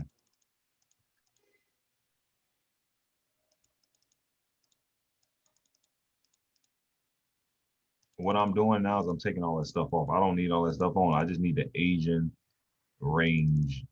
That's it. I'm taking all that stuff off. I don't need it. You can have the stop point boxes if you like. I don't really use it. And then I just go like that. I just want to see that. So here we go. This is the Asian range on Friday. It came up here. This is the area right here. So this is a box. This is considered like a 5-minute box right here. Price came back. I don't know how big this box would have been. Maybe it was small. This is my first. This was an M. I guarantee it was an M. If I go to the 15, let's look how they look. This is still this whole pull up here on the 15. You see that? Yeah. You know, little pullbacks is on the 15. So that's why I kind of like want to be precise when you log in on, try to join in on this 5-minute, because you could do like 5-minute. Huh? I like the 5-minute. Yeah, you want to make sure that you're precise from the 15 and aligning it with the 15, because the 5 is not selling. I mean, the 15 is not selling yet, but the 5 is trying to tell you that it's about to start selling, right? So when it came up here, the TDI was overbought. If you got an entry here, it went 8 pips. So maybe you need like a, so with Euro USD, I would say go for a 10 pip stop loss, about a 10 pip stop loss. And the reason why I'm saying that is because the last trade here, If you had a 10 pip stop loss, you would have did really good. This pair moves about 50 pips, 50 to 60 pips. So you need about a 10 to 15 pip stop loss on this on these type of trades. Just to get like that 1 to 3. Based off the pair you trade, you need to know how much it moves. If you GBP JPY move 100 and something pips, I don't do no 10 pip stop loss on that pair. That pair too volatile to do a 10 pip stop loss. Well, something like that, if it's moving like 100 pips a day, would that be 30 pips, 50 pips? That'll be my 30. My 30, Yeah. 30 Nice. to 50. It depends. GN, I'm doing 50. GA, I'm doing 50 because they move about 120 to 130 pips a day. Yeah. Gold, you need about 50. But with the order block setup, if you know how to master them order blocks, you can get very precise entries and have a 15 pip stop loss. So yeah, like here we go right here. This trade here, you needed about a 10 pip stop loss here. But say you had, like I told you, about a 15, go about a 15. This is why you do back tests, because you want to know what this pair gonna pull back against you. How far would it pull back precisely from there, so you can be able to get in the right way to win these trades. And then it ended up dropping 15. This pair kind of consolidated this day, and the next day it went down for you and dropped tremendously. But you had a box here. As you can see, it broke support and came back to turncoat. This was a turncoat resistance, but it turned verified because it came back here and hit it twice. See that? Yeah, yeah. Yes. Yeah. It broke through here. This was the breakthrough, because you know it broke. This was considered like a support area. It ended up breaking through.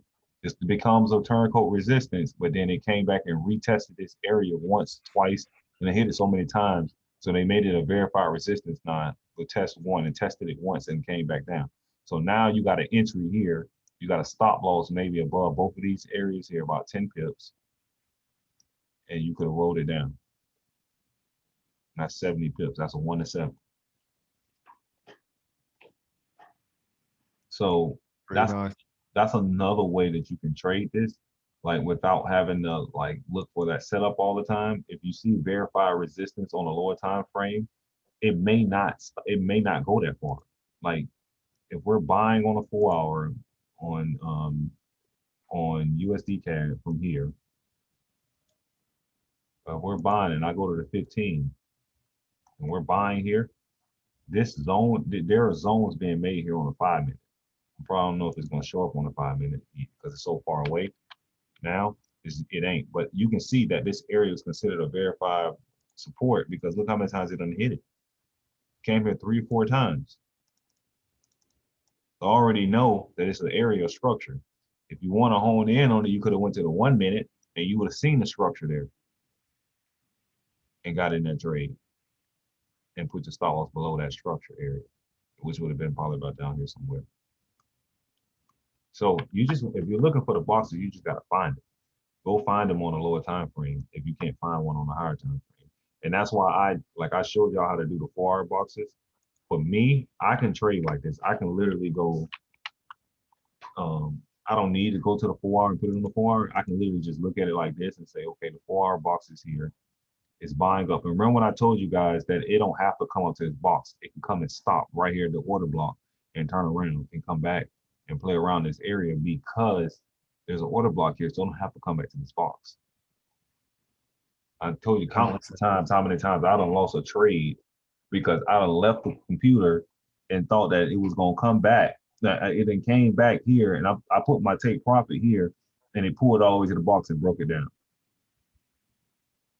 That doesn't happen to me on a lower time frame. When I was trading lower time frame numerous of times. That's why I don't take and put my take profit at the box. I put it right before the box, right where I see a order block at. Yeah, yeah. But yeah, so this area here, if you took this buy from here to here, right? If I go to the 15, as I stated, there's entries in here, countless of entries. If you want to do break and retest, this is a break and retest trade right there. Like that trade right there could hold off until Tuesday. You want this whole trade here. Wednesday, you know, you're selling. but just right there. Breaks out, retest it, and drop. We're buying again, like we're buying. Break a structure, came back to retest it. You know that's a buy. It came back just to tap it and come all the way back up. They're going to buy up. Like it did. That's why ICT call it the lazy way of trading, because you're literally just marking up areas where you're trapping price and you just taking advantage of it. He don't like that way of trading because it just makes it so simple. I guess he want to make things a little difficult. But for me, I want it as simple as possible because everybody not, you know, that intelligent when it comes to the, you know, learning everything about market, about the chart.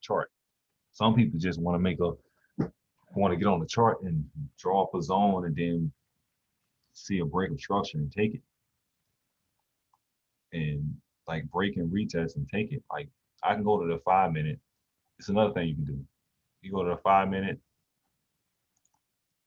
structure right here and it'll start breaking down. You see it start breaking down on the 4 hour. I go to the 5 minute. I'm going directly to the 5 minute and I'm just going to scalp from the 5 minute. Well, I know this area right here is a structure area. Here, break here, retest, stop loss above here, take this trade. I win that one. Looking for another area of confluence. I didn't get a trade here because this decided to break all the way down.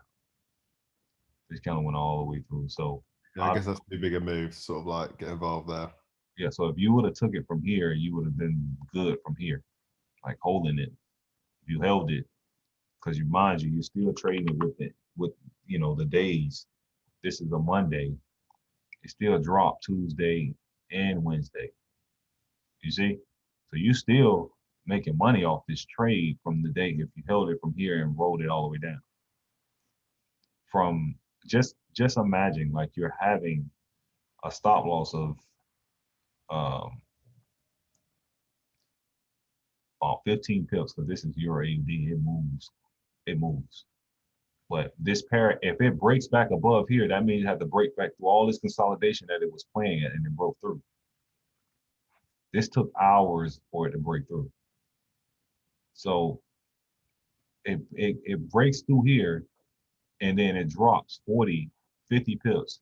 And then you holding 100, the 113, and then it dropped again. Like, I don't know how many pips that is, but I think that's about, let me see, where is it? That's about 175. You had a 15 pip stop loss to make 175 pips. You can't get that type of entry, that type of, you know, setup nowhere. And, you know, just basic trading on what we've been taught in the past from people teaching us all that other stuff, not aligning it with higher time frame. When you align a structure with higher time frame, you win trades. If I put the volume indicator on here, you become even more accurate because now you have the higher time frame volume. I'm not going to change that. I'm going to keep it the same. I'm going to show you what I'm talking about. And I want y'all to really use this volume indicator to make sure that y'all, you know, line it up with the time frame. Because, you know, the top traders use volume. They like to see volume in the market. If we got no volume, selling volume here on the 4 hour yet, look what the volume came in right here, right? But on the 5 minute, if I go to the 5 minute, you can see that coming in. Right there where my entry, how is that crazy? That's right there where my entry was at. The volume coming in here on the 4 hour. So you get in this trade, you're with the 4 hour volume. If you're with the 4 hour volume, you shouldn't be taking no buys. If the volume on the 4 hour is selling, why am I buying on the 15 and the 5? Those are pullbacks. It may be small pullbacks. Does that make sense? Yeah, for sure. The volume is where it's at. I told you guys, if you took it, just test it. Test the volume and the volume kick in on the 4 hour and trade it from there to the volume ending on the 4 hour, and you will see these are the type of trades you catch. This was 4 days, 5 days. I'm sorry, 5 days. No, 4, Monday, Tuesday, Wednesday, Thursday. It was 4 days. This is Friday. It's about to be 5 days. You caught 4 days of a sale because the volume, and look how much this volume switched on the higher time, on lower time frame. You see that? But if you take it in a line with the higher time frame, you catch trades. It's not about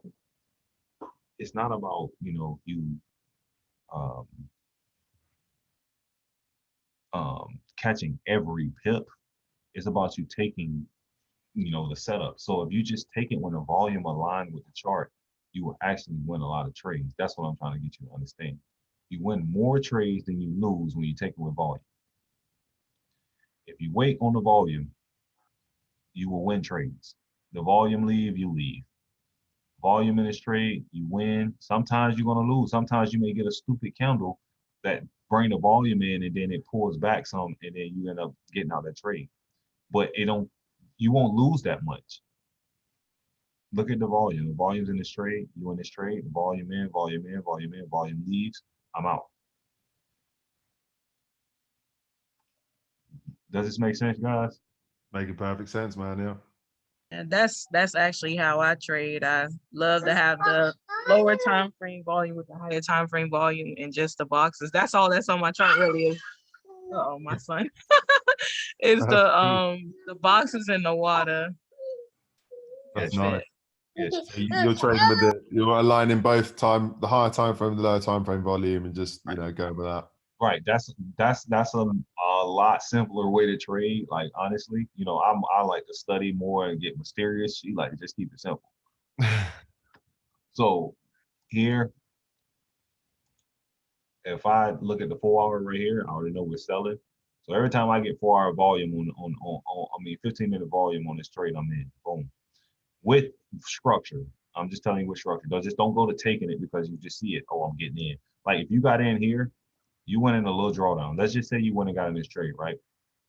The volume kicked in on this counter here. You got in this trade. It went back 12 pips. You lost, let's see, when the volume leave here. Look at your loss. Look at what you lose if you got in this trade here. You caught 15 pips, and then this counter here got you out. You lost 11 pips. That's it. Not no big. You're not gonna lose a bit because when the volume kick in and leave, it's going to tell you to get out. Yeah. Here, volume kicks in. Here, you're in this trade right here. I think. Let me make this thing small so I can see. Is it the smallest thing? No. All right. So this counter here, the volume kicked in there. You're in here. Where's your stop loss? People ask, where's my stop loss? The volume is your stop loss. So I'm in this trade until volume leave here. How do you scalp? Well, you scalp here. This is a quick 28 pips. Well, that's not that many pips. Well, if you got the volume in, you got 5 entries on the 0-1 here. That's over 100 pips right there. Yeah. It's just how you look at it. Like you can literally make money off this volume indicator. I mean, like I said, it just takes, you just got to be more patient. And when you're patient, you're going to catch trades. Don't get nervous because like if you get nervous because the volume left and you lost a trade, some people are like, oh, it don't work. Like it does work. It's just sometimes there's volume coming in back and forth both ways. If you align it with structure, you're going to be pretty good at the trade. Now, if you align it with the box trading, now watch this. If you align it with the box trading,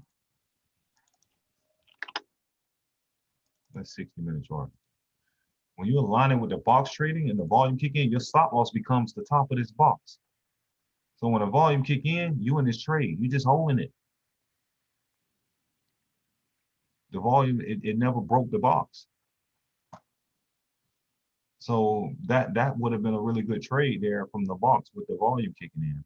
Some people have a problem entering trades because they don't know when to enter when the volume kick in. When the volume get below above this yellow line here, which it did, get in the trade. Don't over leverage. You can hold a drawdown. You're going to catch pips. You know you're aligned with the 4-hour structure. You know the 4-hour is selling. Don't make it difficult. Just take the trade. The volume's in. You're in this trade. You catch a quick 65 pips there. The volume leaves. You up 50, 40 something pips. You out the trade. 49 pips if you want to get out of the trade. That simple. Like you can line the volume and take trades. Volume, this volume indicator can make you a lot of money, make you a fortune. I've seen people make a lot of money on this. Like literally. Go to, now this is where you go to, let's go to gold, right? Look at gold and what gold told you to do. Do you catch this trade with the volume indicator? Yes, you do. Look at that. You caught this whole trade on this volume indicator here. Well, how did you catch that? Because the volume kicked in. The volume kicked in. Look at that. Because some people trade gold on the 5 minute, they don't really trade on the higher time frame. So some people trade it on the 1 minute. On the 1 minute, you definitely caught that trade on the 1 minute.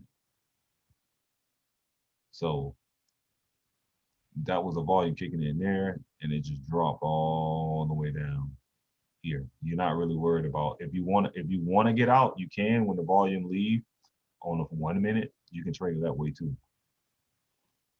Now, when you start doing this, this is when you know you can make it even better. If I can put this on like the 5 minute or the 15 minute.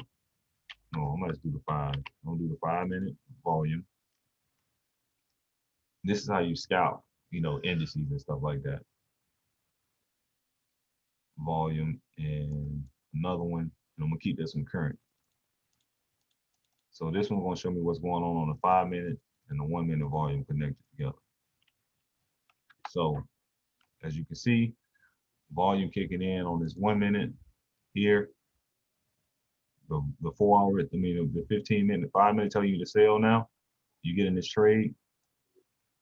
There you go. You caught 30 pips on gold quick.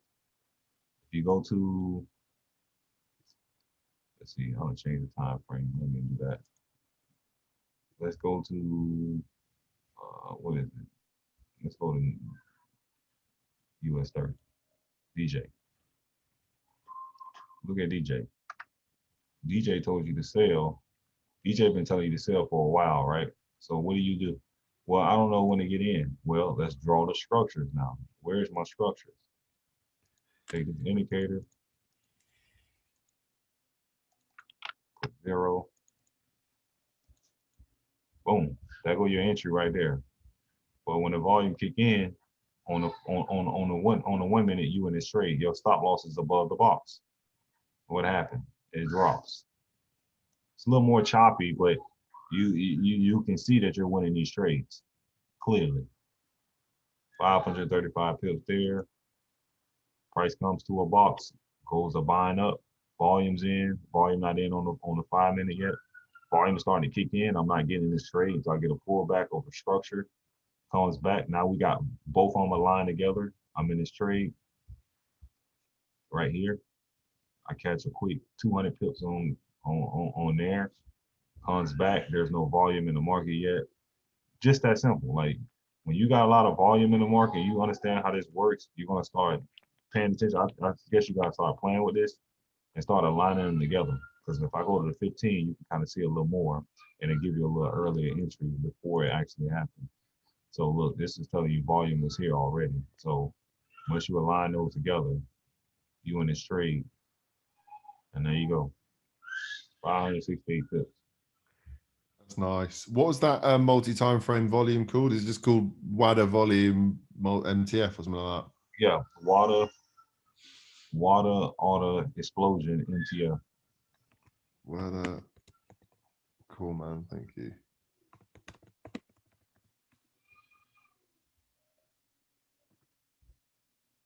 Yeah, got it. Yeah, so yeah, bro, like this is not rocket science. I want to keep it simple for y'all. I want to show y'all different ways of how y'all can trade because we got different people on here. I don't know how everybody trade, so I would prefer to just, make sure everybody, align everything together. If you want to line up, you can do the 60-minute volume with the 15-minute volume too. That actually works too, as you can see. Let me move this over and go like this. Sometimes it does that too. There we go. So as you can see, this was telling you to buy, but I need to go to the 4 hour to make sure I'm buying on the 4 hour. I'm selling on a 4 hour. So I'm not aligning that. I just want the 15 align with the sale, with the 60. There we go. We got volume lining up here. Hold up, 1 second. It's lagging. Volume lined up here, went above the line. Off the structure, you could actually got in here, but it was actually playing around. The volume came in right here. You got in on this trade here. That go 45 pips right there, 46 pips off volume. So volume could be profitable. You could use the volume as stop losses. You just need to make sure that you align it with the time frames.